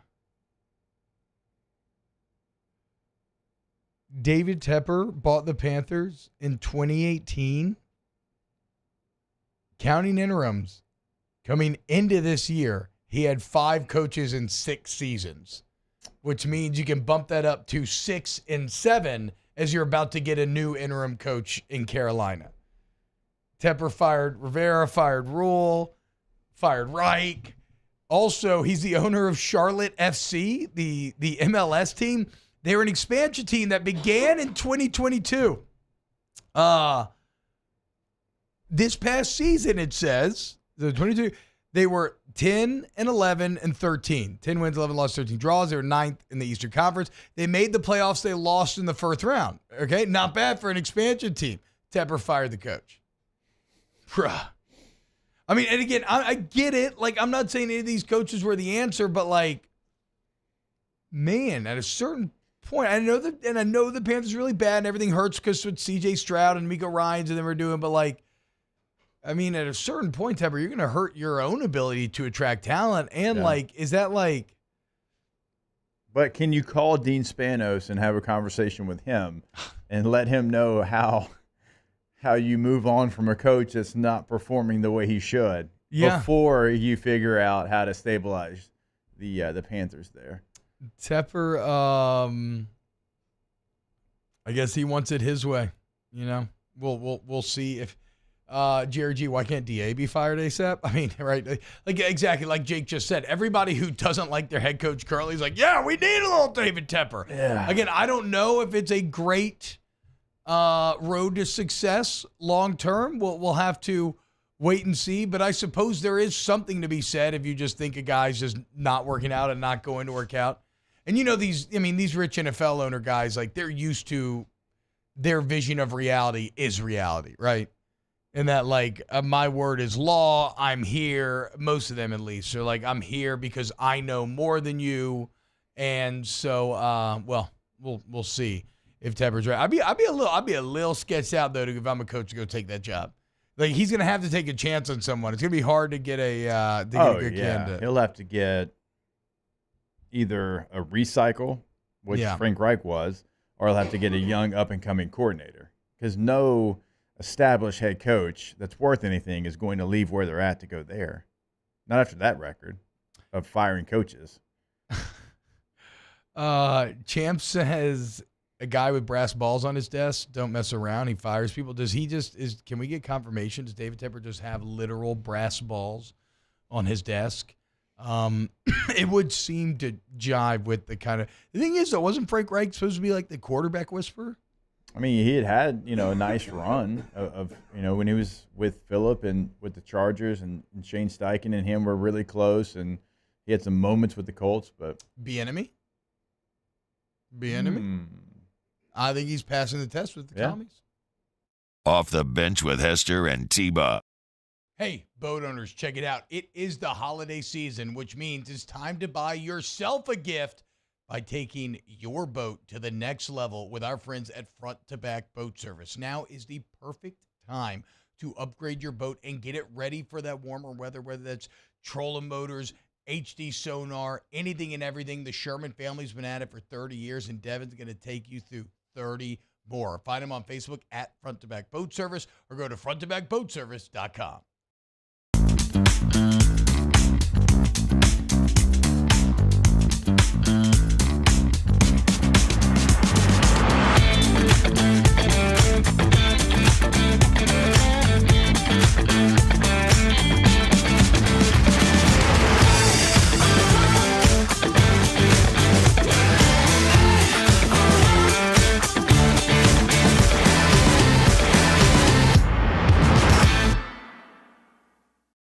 Bayou Ford is taking $10,000 off MSRP on all new 23 Ford F-150 Black Widow trucks, plus $2,750 discount APR and 5.9% for 72 months. All new Bayou Ford vehicles come with a 1 million mile warranty. The crew at Bayou Ford is going to do right by you.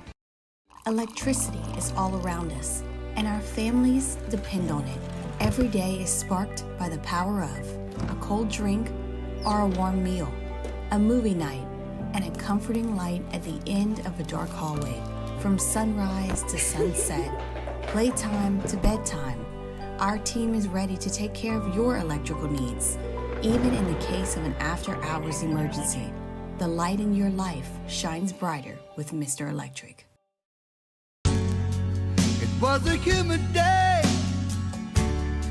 barefoot children play, looking for that summer shade. Time just slips away. Oh, Louisiana, some kind of hold on me. Like cypress stumps, your roots are planted deep inside of me. Gulf Coast Office Products is a nationally recognized Savin office equipment dealer based right here in Louisiana. Over 100 employees strong, Gulf Coast has the boots on the ground to support all vertical markets, from education, engineering, legal, and finance. With the latest in office technology, from desktop to production segment units, Gulf Coast and Savin have the perfect fit for you. Call 225-756-2644. That's 756-2644 for Gulf Coast Office Products. I've been doing business with Luba for 25 years. They're dependable, trustworthy. It's just the attention to detail with our clients. Our folks have years and years of experience. They're highly trained professionals. But many companies have that asset. What I'd like to think makes Luba a bit different is that we use those talents in a way that truly is dedicated to serving the needs of the folks who depend on us. Dylan Cruz here to tell you about Six Rings Baseball and Softball Camp. If you live on the North Shore and play ball, go to Six Rings Camps with former LSU assistant coach Dan Canaveri. His knowledge is second to none, and your child will improve and have fun doing it. Camps were held at Coquille Park and Six Rings Academy in Covington with 4 sessions over the summer. Full day and morning only sessions are available from ages 7 to 13. Go to sixringsbaseball.com or call 985-206-9096. Learn the game to love the game. At Relief Windows, we're more than windows. We're windows, doors, hardy plank, and vinyl siding. But our #1 product is always customer satisfaction. Visit us online at reliefwindows.com. Oh, by the way, we do shutters too.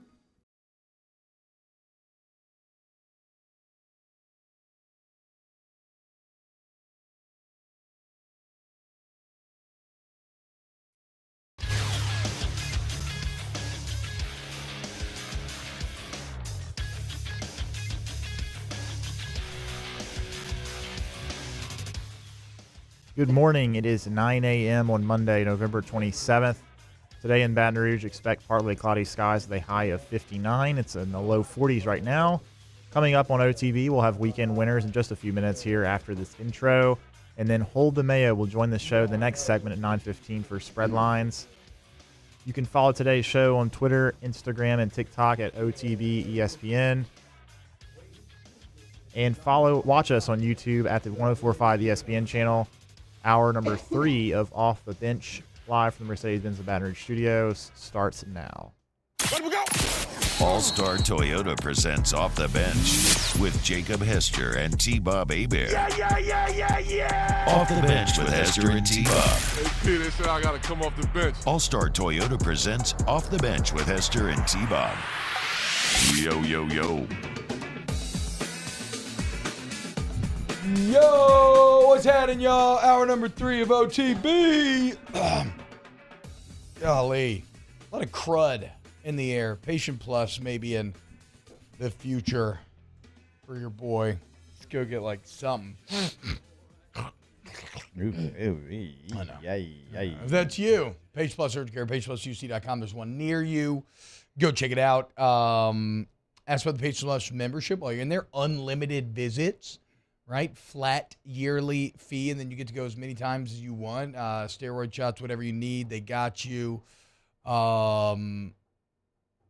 You, the family, you need to get in, get better. Just wait until you see the facilities. You're going to be blown away, guys. And there's one next to you. And, there's so many of them now because they do such a good job, because you feel so well taken care of. The systems in place, like the digital profile system where you sign on your iPad, are so fantastic. They're the best. Patient Plus Urgent Care, patientplusuc.com. So apparently David Tepper, this is from an article, quote, Tepper, this is from back in the day, from 2018 when he originally bought the Panthers, quote, Tepper has a pair of brass testicles, cartoonishly huge and grotesquely veiny. They are affixed to a plaque ascribed with the words, the most valuable set of all time, and are, and then it just goes on to talk about the rest of the office. So he indeed did have a giant, cartoonishly huge and grotesquely veiny set of brass balls. Also, one of my other buddies, I'm going to look into this story. Well, I'll look into this story. We'll come back to it. Let's get in to some weekend winners. That's how winning is done. That's right. We can't have anyone freak out there, okay? We've got to keep our composure. We've got too far. I'm by winning. I win here and I win there. Now what? Are you doing what it takes to win a championship? Wow, winning. Well, then I guess there's only one thing left to do. What's that? Win the whole thing. All right, weekend winner. I'm actually going to go A&M hiring Mike Elko. Again, I know that Stoops is a good football coach. Mark Stoops is. He's also a bit of a proven commodity in the SEC in that he's done a fine job at Kentucky, but we said all the stats earlier this year. He's almost never beating SEC teams with winning records, right? There was some late Saturday night news that maybe Stoops was the guy, and there was universal outrage from an A&M fans, which I understood because, again, Stoops is good, but a bit of a known commodity, right? And you're going from like 8-5 to 8-5. Now, granted, whatever, maybe Stoops better. Going Mike Elko, I really like. When A&M was at their best, he was the DC. He's done a really good job at Duke. And to me, he's a very high floor type of guy. Like, I don't think A&M, I think A&M's going to be good under him. And you don't know where the ceiling is. Where it feels maybe a bit more like you know where the ceiling with someone like Stoops is. So I thought A&M would think they were above Mike Elko. I think this is a pretty damn good hire. Yeah, actually, I mean, it's the guy we talked about from the very beginning. It made sense. He was really good. Their defense was never worse than 35th in the country when he was there. I think he was there 4 years, and they were always kind of a top-flight defense. What he's done at Duke's been impressive. Now, like Mark Stoops, I think that people that are around football, know football, realize the job that he's done at a place like Kentucky.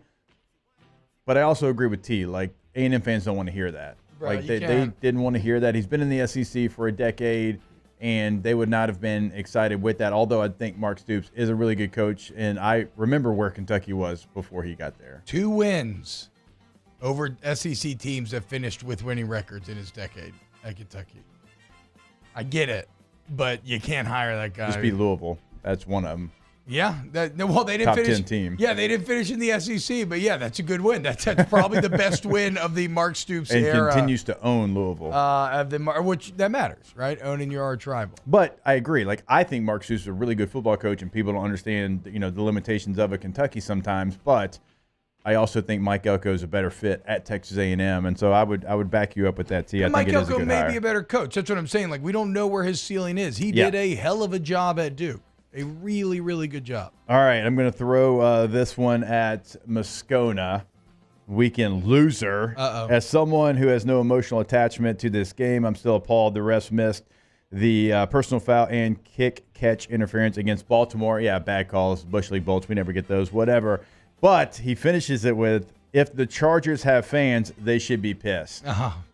We got fans, bro. I mean, we got fans. We got multiple fans in my house, multiple fans. And then there are multiple fans. This is true. Hey, I've met plenty out there that are in the military here in Louisiana. Okay? That's true. All right, you need to worry about your own team right now, Matthew. But Camille, somebody on Twitter, takes a picture of my tweet, right? Doesn't even quote tweet it, and says their one fan is pissed. All right? And then Stewie says, I can assure you that he is upset. The Chargers fan has tweeted about it twice already. Tag me, you cowards. You're obviously talking about me. Camille put a picture out there. Hey, Stewie, you don't even follow me. How'd you know I tweeted about it twice? You stalking? You sleuthing? Also, tag me, coward. You're not the only one. I mean, we had that lady that everybody thought was a plant. She's a Chargers fan. Yeah. Jackson Hester, Chargers fan. Knox Hester, Chargers fan. Right. Harlow Hester, you don't know it yet. You're a Chargers fan. I imagine Phillip Rivers is a Chargers fan. Is Boltman still a Chargers fan? You damn right. Yeah, probably. and look, and Rivers brings what? A dozen with him? Yes. Yeah, that's at least 20 people right there. I'm sure Steven Rivers is as well. I think he has like 5 or 6 kids also. Thank you. We're out there. We're in these streets. Somewhere. In the alleys. There's more. Dan Fouts. Again, y'all need to worry about y'all's team. All right? Yeah, Catholic keeps getting bailed out on awful calls. I actually don't really know. Somebody just showed me the video at the bar of a catch that was called a catch. That was against John Curtis. The people down in New Orleans are not very happy with that. Weekend loser, the ref who made that call. With that catch call. Sorry. All right, what do we got? We have fans. All right. Fans, multiple of them. You need to chill too. I'm agreeing with you. You need to worry about your team as well, sir. Look, I hate watching the Saints right now. Like I said, I don't even want to watch football on Sundays anymore. All I want to do is go to Nutcracker rehearsal. My winner is the Tulane Green Wave, man. Shout out to the Wave. Yep. Going 11-1, getting a good win over UTSA, going back to host the American Conference Championship again. If they win, they'll probably get another New Year's Six as well. Willie Fritz, man, what a job. Yeah, and covering. Yeah, and covering as well. They haven't covered much this season, which is kind of shocking. But, man, shout out to the Wave, dude. I mean, to follow up what they did last year with this, you're right. Yeah, it's just astounding because, like, it would have been all too easy for you to be TCU. Yeah. Right? Where that was just kind of the exception to the rule if you look at, what's his name's career? Why am I blanking? Sonny Dykes? Yes, Sonny Dykes, right? But no, Willie Fritz is, no, we got this thing rolling.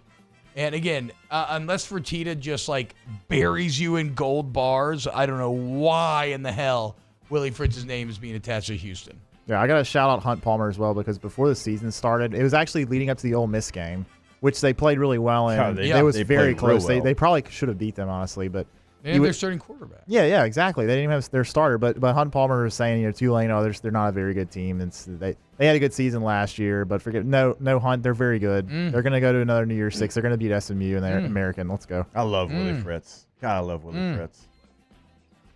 Don't go to Houston, Willie Fritz. You get a better job at Tulane. Don't go to Houston. I can just tell from Taylor's face that this weekend winner is just going to be something that's going to make me angry. Go ahead, Taylor. It is. This game happened on Thursday, but I don't care because I wasn't here on Friday. Weekend winner, Deron Bland. If voting ended today, he'd probably be Defensive Player of the Year. He set the record most interception returns for touchdowns with 5 this season. And we're not even done. It was a play that the Cowboys needed. It was kind of the only sign of life that Washington had on offense. They were moving down the field, and Deron Bland does what he does, and he took it back to the house. Look, this is a guy that got replaced last year. He's kind of a weak spot on the defense last season. He's only playing right now because Trayvon Diggs went down with a season-ending injury. But this guy, whether it's for the Cowboys or somebody else, he's going to get paid in the offseason. Weekend winner, Deron Bland. Well, I mean, with all the plays he's made this season, I'd say that one was on Bland. That was pretty good. It wasn't bad. It was a little bland.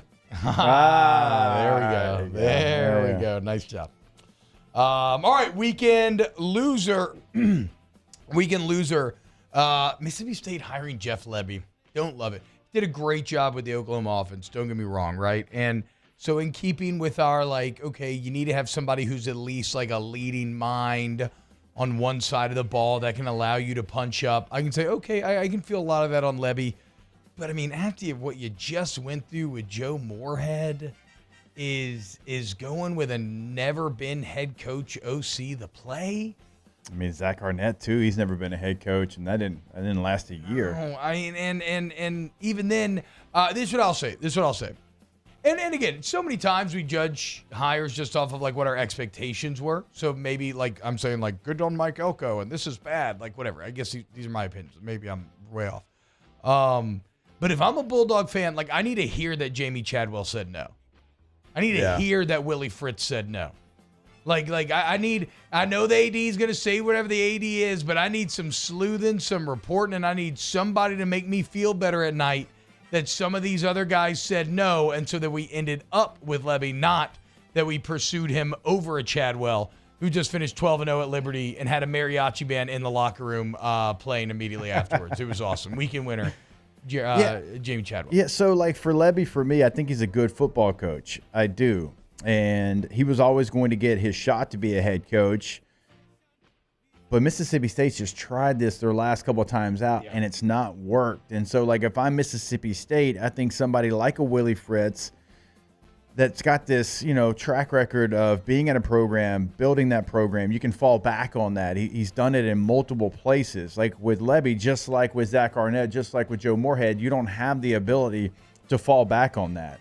No. And so it could work out, but initially, my initial thought is you yet again hire a coordinator that has never been a head coach, and there's just challenges that come with that, certainly in the forever changing landscape of college football. So that's why I thought they, would go after somebody that has, that success in the past, and also over the last 3 years, has been in the, head coaching position as college football integrates itself into a new era of college football. True. It seems crazy to me. Because OCs, don't, they're in recruiting, but they're not in the nitty-gritty of NIL and all the different situations that are going on right now and the portal decisions. Also, I do agree with Rivers that the way that Jeff Lebby's beard grows in does not inspire confidence. I'm going to be very interested to see what look he tries to pull off at the introductory press conferences. But I saw a video of him at the airport hangar last night. He had a clean shave. Probably for the best. Did it look weird? Why would he look weird with a clean shave, though? He's got a little bit of a chin. Yeah. Same reason I have a beard, right? I mean, just you do what you do. I mean, look, beards can fix a lot of things. Exactly. T-Bob and I both have full beards here. Exactly. Jacob has a full beard Well, I back don't there. think your Taylor jawline. can do I you don't some think good. your jawline is struggling at all there, Hest. But yes, thank you. I agree. Just we're a team. For sure. I'm gonna go weekend winner, and really this extends to like the last 5 weekends, but certainly yet again on this weekend to Cody Schrader, the Missouri running back. Listen to the last 5 weekends. All right, so against South Carolina, he goes for 159, 6.1 yards per carry, 2 touchdowns. Against Georgia, 112 yards, 5.1 on the ground, a touchdown. Against Tennessee, 205 on the ground, 5.9, a touchdown. 148 against Florida, 6.4, another touchdown. 217 this last week against Arkansas, 8 yards a carry and a touchdown. Also against Tennessee, he had 116 yards receiving. This young man has burst onto the scene. He is playing so well. He is running the outside zone like it is supposed to be ran. Like if there's clinic tape of how to run the outside zone, Cody Schrader and Mizzou would be it. It is so much fun to watch. He's now got 1,400, right at 1,500, 1,489 yards on the year, 13 touchdowns, averaging 6 yards a carry in the SEC. Cody Schrader, man, he deserves, to be in that Doak Walker conversation as the nation's best running back. Yeah, that's Terrell Davis and that Alex Gibbs O-line back in the day with Mark Slayer, the company running. Now, I don't think you can cut anymore like you could back then, but running outside zone to perfection. What do you got, boys? I got weekend losers, the Patriots and Giants. Fans, I feel sorry for you guys. You had to watch one of the worst games that I've ever seen. There were 14 punts total in this game. Patriots also missed a 35-yarder to they would have tied the game if they'd have made it, by the way. And just looking at the play-by-play chart here in the first quarter, it started out fumble, punt, punt, punt, punt, interception, punt, punt, punt, interception, and then finally the Giants with a touchdown. But I don't know. I thought Iowa Nebraska was actually a pretty good game. You didn't enjoy it. What are we talking about? Well, sorry, we're talking about the Patriots and Giants. Oh, my bad. Yeah, and I saw this on Twitter. Mac Jones had a QBR of 7.2 and a rating of 27.8. Not bad. If he had gone, he was 12 for 21 with 89 yards and 2 picks. If he had just spiked the ball 21 times, 0 for 21, he would have had a better rating. QBR. He would have had a better rating than he did with the 12 for 21. And Bailey Zappi wasn't much better. So Bill Belichick and the Patriots, you guys have some serious issues. It's crazy how fast this thing is cratered to the point where Belichick may now be fired. Well, here's something you'll love. Also, if they fire Bill Belichick before the Saints fire Dennis Allen, just torch the entire city. So they replaced Mac Jones with Bailey Zappi in that game, right? And he leads them on a touchdown drive, and everybody's like, great. Bailey Zappi's average yards per throw on that touchdown drive was negative 1.5 yards. What? Yeah. Just threw a bunch of swings, a bunch of screen passes, got him down the field. Okay, like air yards. Air yards. Still, and negative 1.5. Okay. Yeah. Ugh.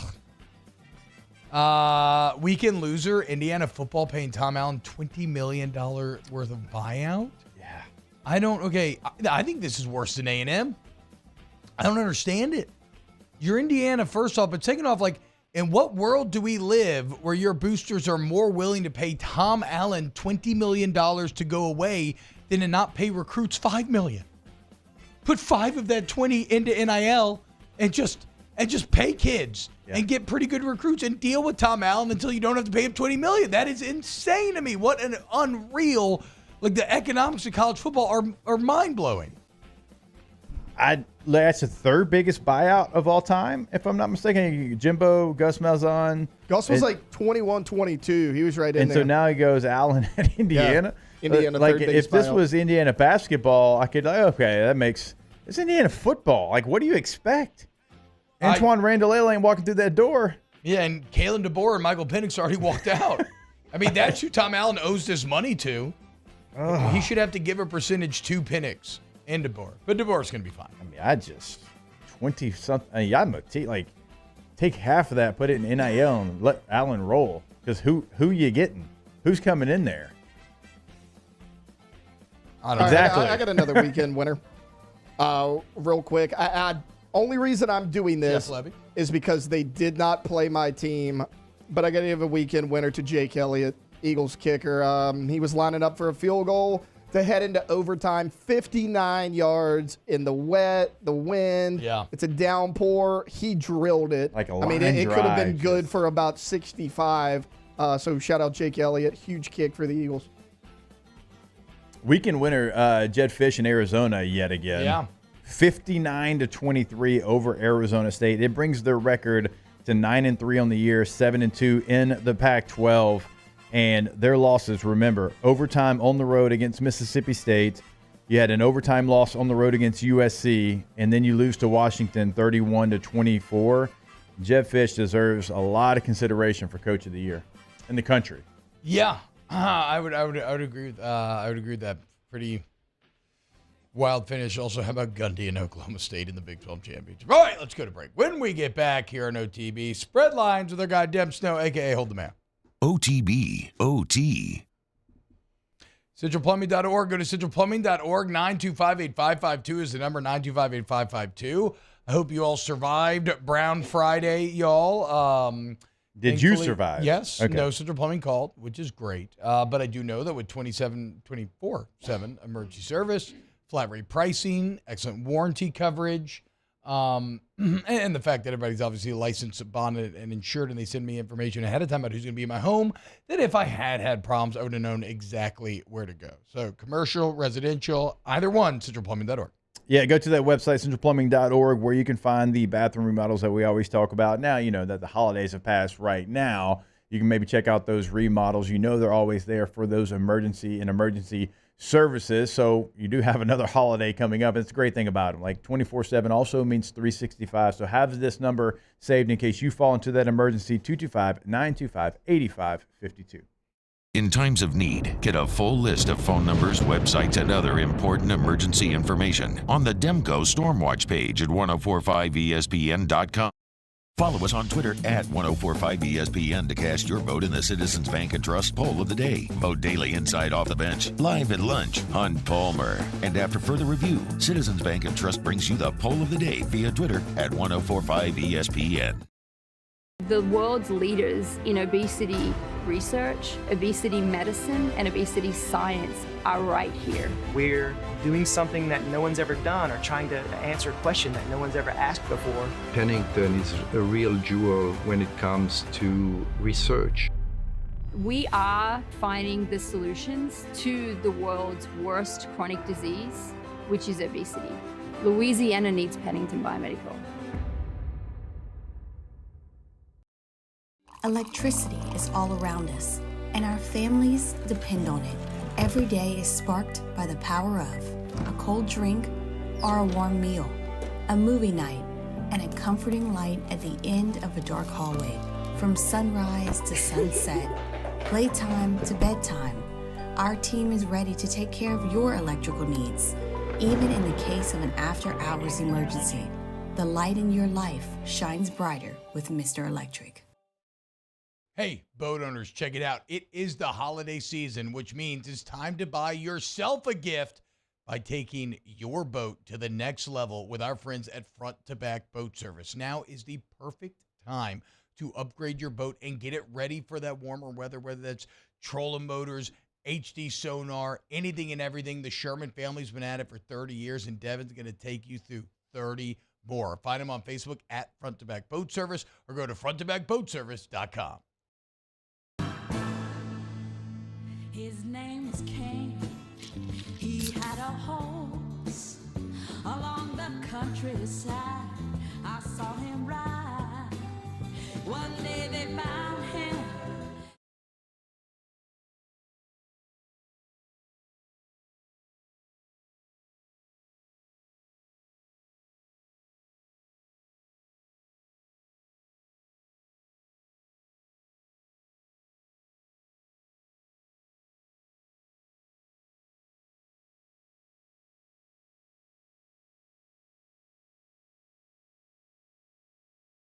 appointments, and no awkward face-to-face conversations. To start your free online visit, you need to go to this exclusive address, hims.com/radio. That's hims.com/radio for your free online visit. HIMS.com/RADIO. After further review with Matt Moscona, weekday afternoons from 3 to 6 on 104.5 ESPN Baton Rouge. Bayou Ford and Bayou Chrysler Dodge Jeep Ram. 5 brands on one lot. Shop BayouAutomotive.com.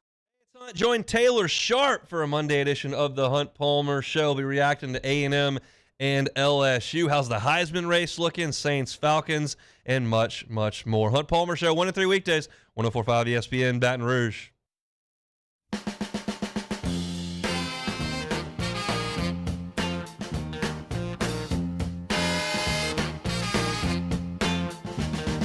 They call me Backdoor Santa. I make my runs about the break of day. They call me Backdoor Santa. I make my runs about the break of day.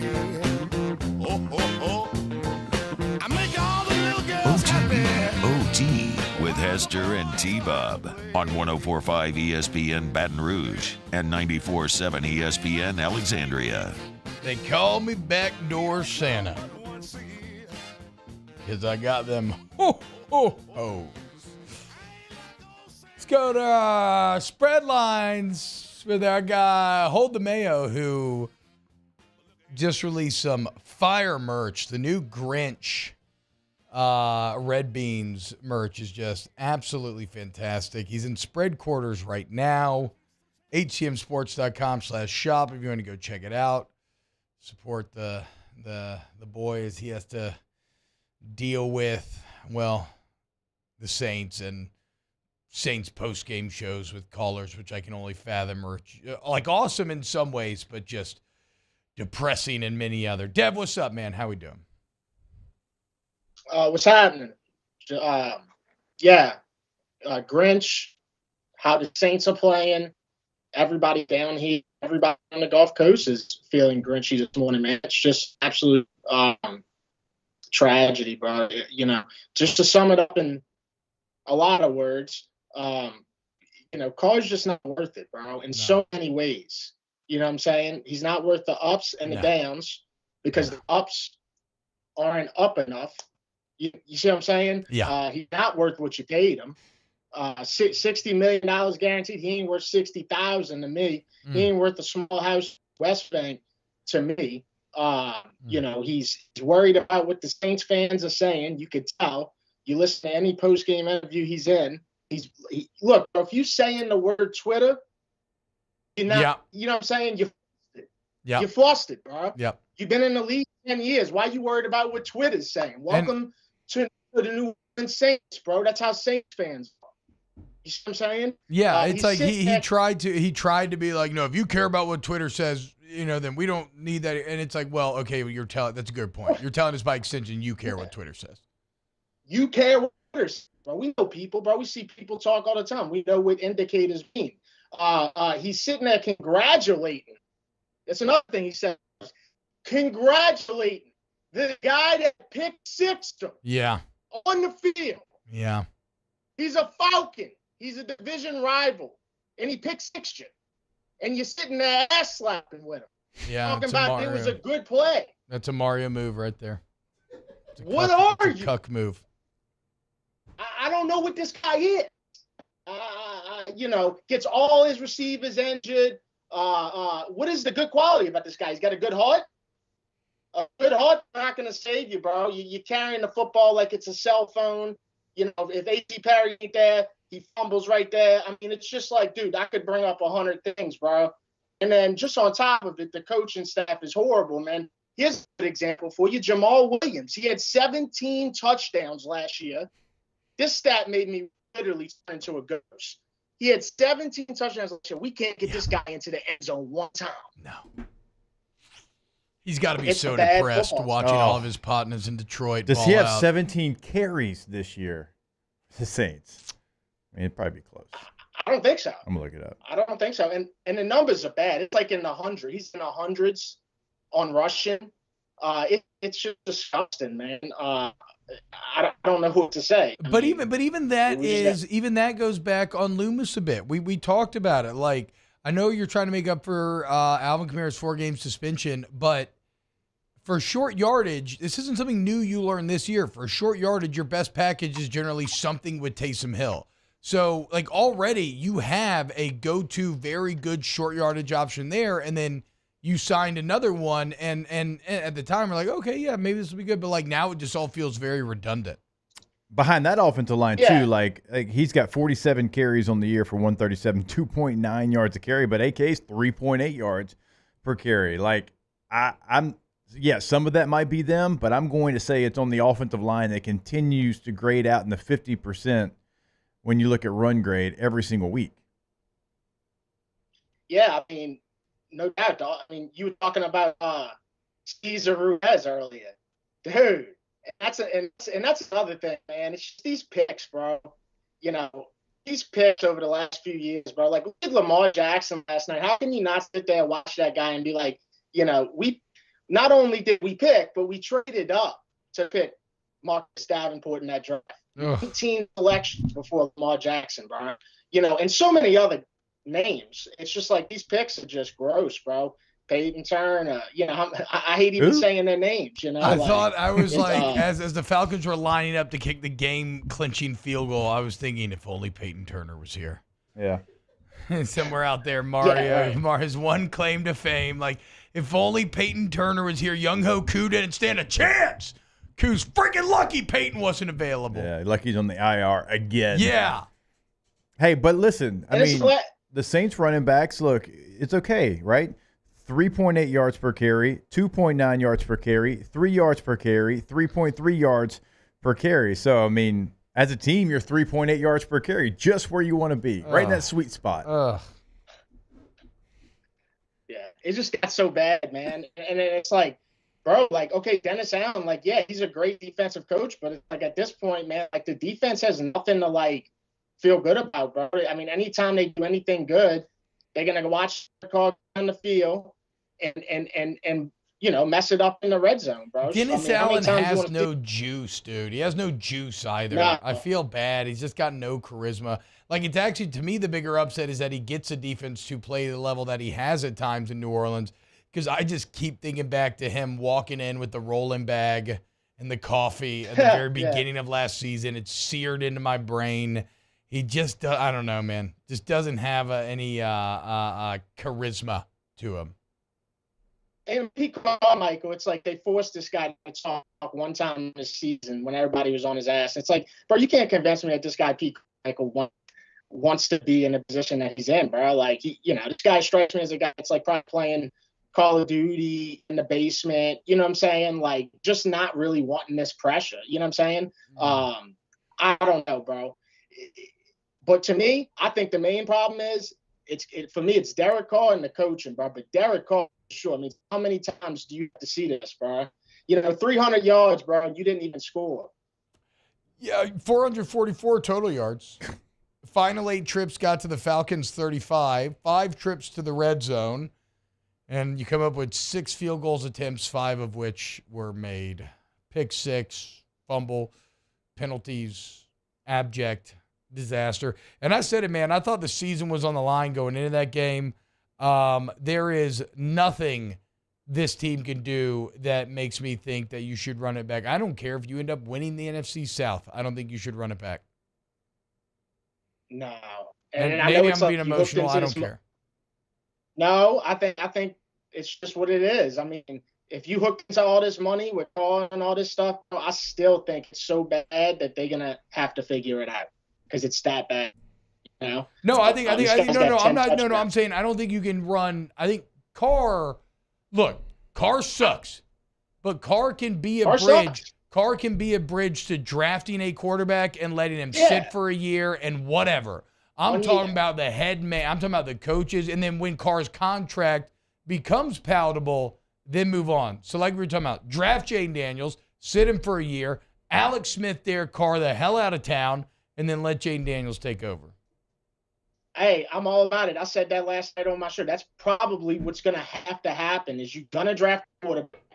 He's going to have to sit, which I don't even think it'll be a full year because you know how it's going to get, bro. Yeah. You know, well, especially if it's like, and I know we just talking, but especially if it's like somebody like Jaden Daniels, that dude lasts 6 games before he gets into the game because people are going to be pissed, bro. It's just not going to get better. Yeah, I guess the difference in that analogy is the Chiefs were still good enough with Alex Smith to where Mahomes could ride I was going to interject the last year for Alex Smith in Kansas City. He threw for 4,000 yards. He was good. Don't get me wrong. 26 touchdowns to only 5 interceptions. And so that plan sounds great, and I hope they do something similar to that. But the difference is Alex Smith threw for 4,000 yards and 26 touchdowns. I mean, remember how crazy we thought it was when they were getting rid of him for? I mean, that was, but yeah. And rarely turned the ball, and Alex Smith rarely turned the ball over at that time, if I remember right. Yeah, only had 5 all I'll say though is there is like I don't mind not rushing your quarterback in, but you're right, Dev. That's unrealistic.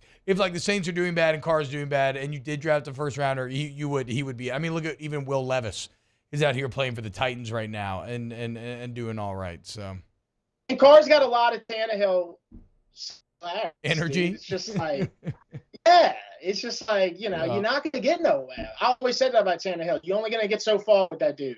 Yeah, but only so deep. Yeah, bro, you got to play. Yeah, you got to play the Lions, bro. Good luck keeping up with that offense because that's the thing. You know what I'm saying? Like we have a point against that team. I don't know, bro. You know, I can't stand listening to Derek Carr's post-game interviews. All the answers out of everybody are awful. I mean, DAs were awful. Carrs were awful. Besides Kamara. I was about to say, Kamara basically told you, too, the coaches suck. When he was like, nah, the players, we're cool with each other. Like, the players ain't lost a lot. Like, the players are cool in here, but there was a distinct absence of coaches in that answer. And you got no receivers. I mean, Olave has got a concussion. Thomas is out. He's on Twitter. You know, Mike Thomas was tweeting the whole game. That's the type of organization that we got right now. It's just all over the place. Yeah. Well, where are you going for RB&R Day today, Deb? Man, I don't know. And I haven't released them shirts yet. I just kind of hyped up the logo. But, you know, I will be releasing. I got 2 just banger shirts. Shout out to Dirty Coast. For these logos, man, and what they do to these hot plates. Because I got the one coming, and then I got my Mardi Gras one coming as well. So that'll be within the next 7 days, probably next Monday is what I'm thinking. Yeah, and they look great, man. Go check them out, hcmsports.com/shop. Dev, thank you so much, brother. And tell them where they can find the YouTube channel for all the Saints post game and everything. Y'all have a good one. Take care. Okay. Wait, what was the YouTube channel? Okay. We'll get the YouTube channel. We can find it. All right, coming up next, more OTB. OTB. All-Star Toyota, BatonRouge.com. All-Star Toyota, BatonRouge.com. No, he says, my bad, I couldn't hear you. Yeah, I know. I feel you, Dev. I've been dealing with my own internet problems at my office, and my God, I tell you, nothing makes you want to lose your mind more. And that's why it's so nice to do commercials for a company like All-Star, where the complete inverse is the truth, right? Like when it comes to the customer service that you get from All-Star, whether it's in the sales department, the service department, the incredibly timely updates, like when you're going into service, letting you know about your car, picking you up, dropping you off. It's just unparalleled, y'all. And then the deals, right? And if you're looking to trade in or sell your vehicle, you're going to get massive value right now. You can turn around, you can lease, you can buy. Toyotathon's going on. Christmas is here. It's all there at All-Star Toyota. Go to the website and build your Toyota today if you want to get that murdered out Mini. T-Bob's actually got a couple, so you should be jealous. But you don't have to be jealous if you go build your own murdered out Mini on the website. You can build it right there on the homepage, add whatever you want, take away whatever you want. It is your Toyota to build. All-Star Toyota of BatonRouge.com. Our listeners fire off their opinions on the JimsFirearms.net hotline at 499-1045. Keep listening for your next chance to shoot us your thoughts with the JimsFirearms.net hotline on 1045 ESPN Baton Rouge. Electricity is all around us, and our families depend on it. Every day is sparked by the power of a cold drink or a warm meal, a movie night, and a comforting light at the end of a dark hallway. From sunrise to sunset, playtime to bedtime, Our team is ready to take care of your electrical needs, even in the case of an after-hours emergency. The light in your life shines brighter with Mr. Electric. There it is, the extra mile, on the border of expected and extraordinary for those willing to go further, like vans customized for work or play, with safety and tech to keep you connected. Supported by a 5-star sales, service, and finance team, and backed by the 1-star you know. So go the extra mile. It's never crowded, because so few have what it takes to go there. Mercedes-Benz Vans.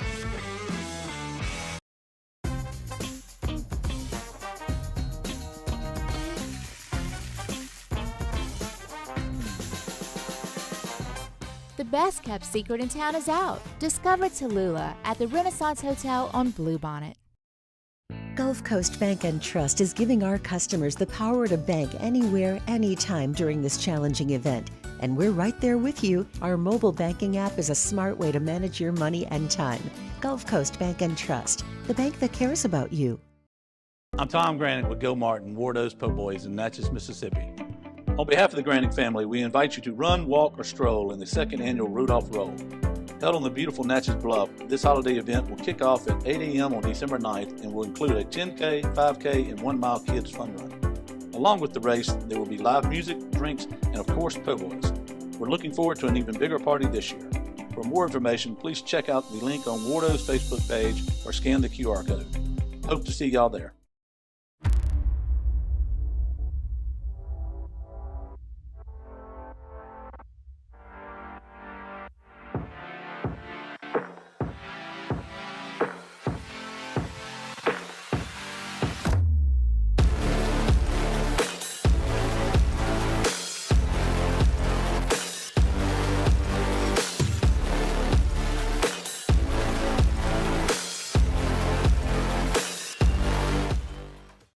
Gulf Coast Office Products is a nationally recognized Savin office equipment dealer based right here in Louisiana. Over 100 employees strong, Gulf Coast has the boots on the ground to support all vertical markets from education, engineering, legal, and finance. With the latest in office technology from desktop to production segment units, Gulf Coast and Savin have the perfect fit for you. Call 225-756-2644. That's 756. Matt Moscona inviting you to join us for Monday's AFR, presented by Relief Windows. We're recapping LSU, Texas A&M, and Saints Falcons. Look forward to seeing you back here Monday after the holiday, 3 to 6, 104.5 ESPN Baton Rouge.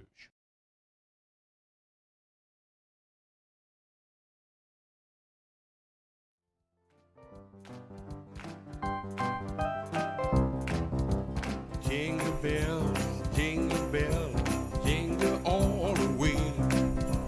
Oh, what fun it is to ride a one-horse open sleigh. OTB OT with Hester and T-Bob on 104.5 ESPN Baton Rouge and 94.7 ESPN Alexandria. Welcome back to OTB. Been talking a lot of LSU and Saints today, wrapping up the LSU season, basically wrapping up the Saints season. But there's one thing we haven't mentioned today, and that's it's a season of thankfulness, of giving, of family, of love, of those in need getting help, right?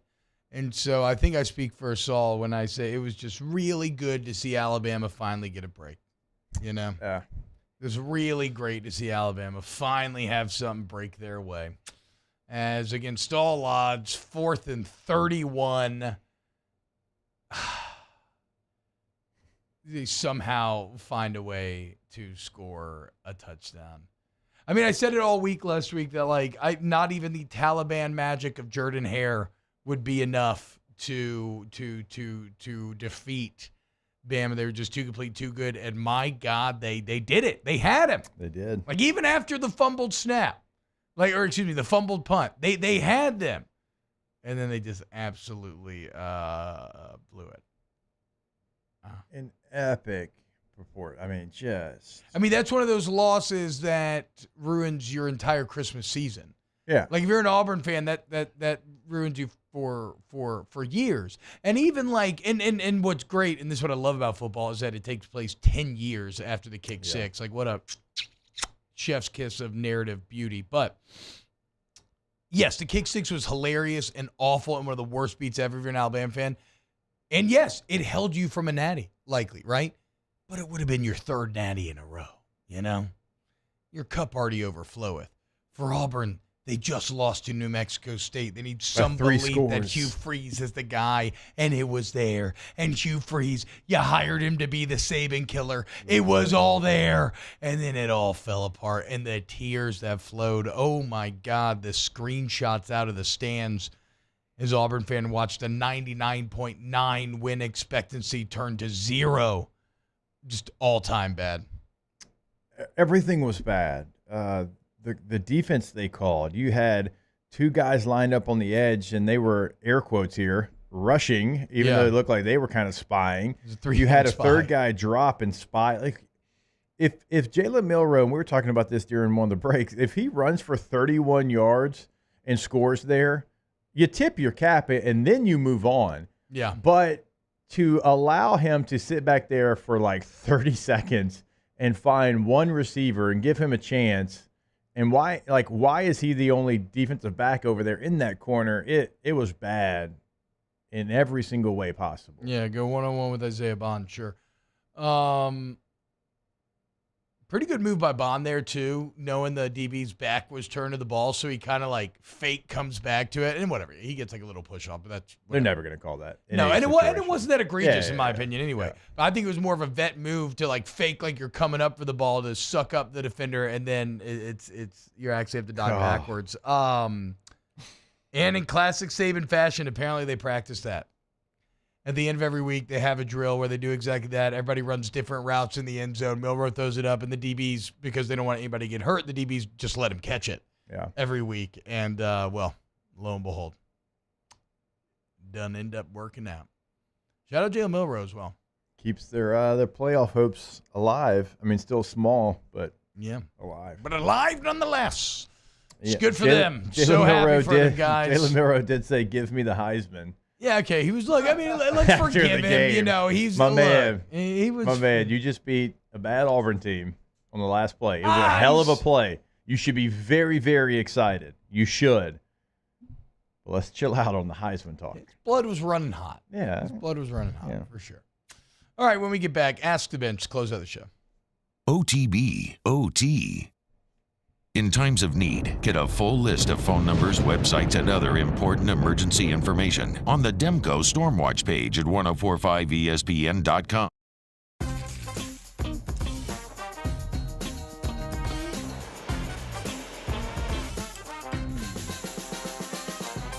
The best kept secret in town is out. Discover Tallulah at the Renaissance Hotel on Bluebonnet. The Windsor Senior Living Community in Mandeville, Louisiana is a beautiful, vibrant apartment community geared towards seniors. They are nestled right in the heart of Mandeville, where seniors live a more carefree lifestyle in spacious apartments with the peace of mind that comes from having a little extra help. Call the Windsor at 985-624-8040 to schedule a lunch and tour. Come see how the Windsor can be your passport to peace of mind.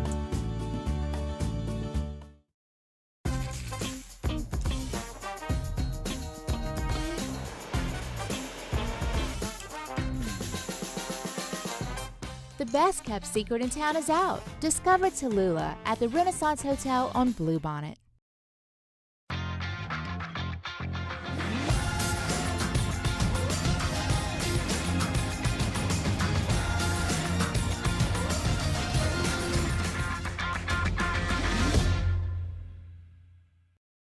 Electricity is all around us, and our families depend on it. Every day is sparked by the power of a cold drink or a warm meal, a movie night, and a comforting light at the end of a dark hallway. From sunrise to sunset, playtime to bedtime, our team is ready to take care of your electrical needs. Even in the case of an after-hours emergency, the light in your life shines brighter with Mr. Electric.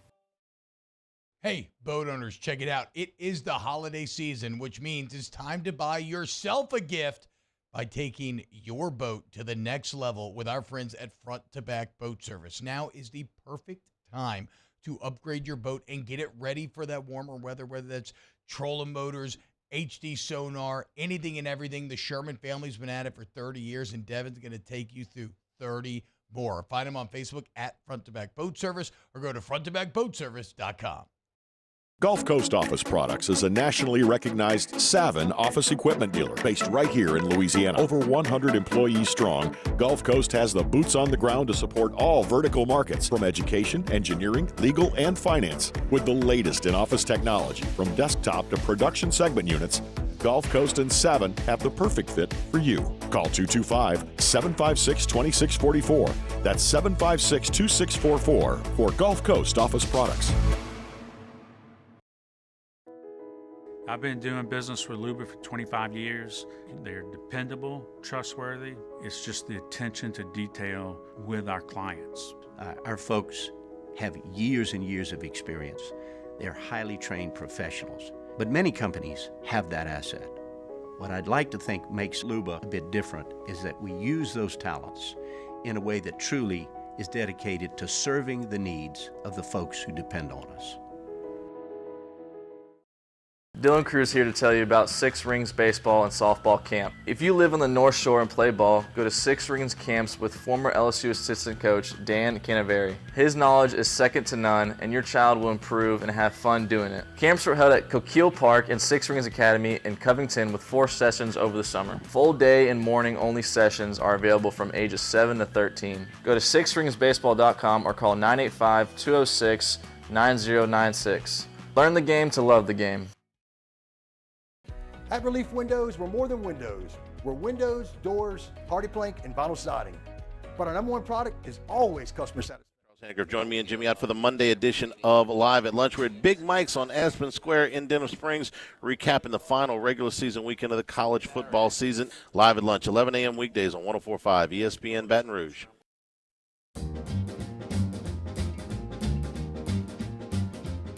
And every time it rains, pennies from heaven. Shooby-dooby. Don't you know each cloud contains pennies from heaven?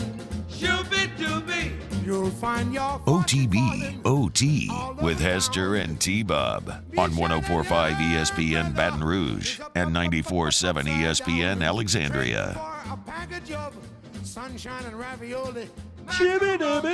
Welcome back, OTB. Member, brought to you by the DraftKings Sportsbook. Sorry we never did a pontoon parlay. It was tough with other boys. We never landed one. I liked too many of the Friday games. We couldn't find a full Saturday slate that we liked. It was a weird weekend for betting. I had my best weekend of the season, but almost all of the big wins were on Friday. Yeah, I was talking, it's Thursday, Friday, Saturday. Yes. It was very spread out. Yeah. But remember, you want to play, DraftKings Sportsbook is a place to play, and with the NBA's season being back, right now, new customer use the promo code Baton Rouge. You make a $5 bet on the NBA, you get $150 in bonus bets, instantly win or lose, an instant dub. And remember, DraftKings is safe, secure, and they got 24/7 support, so you can deposit, withdraw your cash whenever you want. Download the DraftKings Sportsbook app now. Use the promo code Baton Rouge. New customers get that $150 in bonus bets for betting $5 in basketball only on the DraftKings Sportsbook with code Baton Rouge. Crown is yours. Gambling problem? Call 1-800-GAMBLER, 1-800-426-2537. Must be 21 or older, physically present in Louisiana. Select parishes only. Licensee partner Gold Nugget and Lake Charles. Eligibility, deposit restrictions apply. Bonus bets expire 168 hours after issuance. Terms at sportsbook.draftkings.com/basketball terms. Ask the bench. Brought to you by Cole Kurz Light Visitor at Tilton Blue Moon Light Sky Citrus Suite. Will we ever see Oklahoma use fire extinguishers on the dramatic field entry again? We don't need this with sound, but what this is in reference to is they used fire extinguishers running out the tunnel, and Britt Venables tripped and got trampled by his team. You can see the lead guy kind of looks like a few others fell as well. An absolute disaster. More falling and tripping. Very representative of their game against Oklahoma State and why Gundy and company are in the Big 12 championship and not them. There's another angle where you can see even more players just piling up on each other. Wow, unbelievable. Ask the bench. Yo, T, are we gonna work with are we gonna work on kicking this other man's wife fetish thing in the off season? It's not that deep, you know. I just love beautiful women, and so if your wife's beautiful, then hey, what can I say? Ask the bench, what color lights go on the tree and what color lights get put up outside? I go white lights outside. I kind of like the rainbow on the tree, but my wife sometimes doesn't. I don't know. Yeah, white outside. Warm white, I believe, on the tree. I believe is what it is. Yeah, warm white right? makes sense. It feels very like Katie's aesthetic as well. Yeah, I would say. Ask the bench, who's y'all's top DC LSU should go after? Quote, if they let Huffs go. I mean, I know I'm being basic AF, but I still like the Blake Baker thing, even though I'm sure there's a lot of good candidates. I just honestly haven't put much thought into it. Yeah, if they were to make a move, Blake Baker or Jim Leonard, first names popped into my brain. Where's Jim Leonard now? Illinois. He's a what? He was an analyst, kind of late in the game, like right before the season. I thought he was at like a good team right now. Huh. Look, everybody. Well, him and Brett Bielema have a history, obviously. So, like, late in the game, he just went there. For whatever reason, everybody leaves this school. If you could lure Tosh and Lupoy away from Oregon, I think that would be really solid. He had a top 5 defense 2 years in Alabama. He was a co-defensive coordinator, but in that high-powered Pac-12 with all those offenses, he's got a top 25 defense this year as well at Oregon. Tosh Lupoy's really good. Oregon, big faves. And I feel it. Like, I understand why, but one thing I'll say is Washington, they played with fire, but they battle-tested. Oregon, not so much. Washington? They've been counted out like 73 times, it feels like, already. They just keep winning, yeah. Yeah, for sure. Did it open at 9? What's it up to now? I think it went down to 8, maybe. I'm not 100%. It was at 9 at one time, yes. Damn. 9.5, actually. That's crazy. Gawky multicolored lights are reminiscent of the 80s? Yeah. Or gaudy? Yeah. What's your point? You have a great day. We love you. We'll see you tomorrow. Stranger Things holds. OTB, OT. There it is, the extra mile. On the border of expected and extraordinary. For those willing to go further. Like vans customized for work or play. With safety and tech to keep you connected. Supported by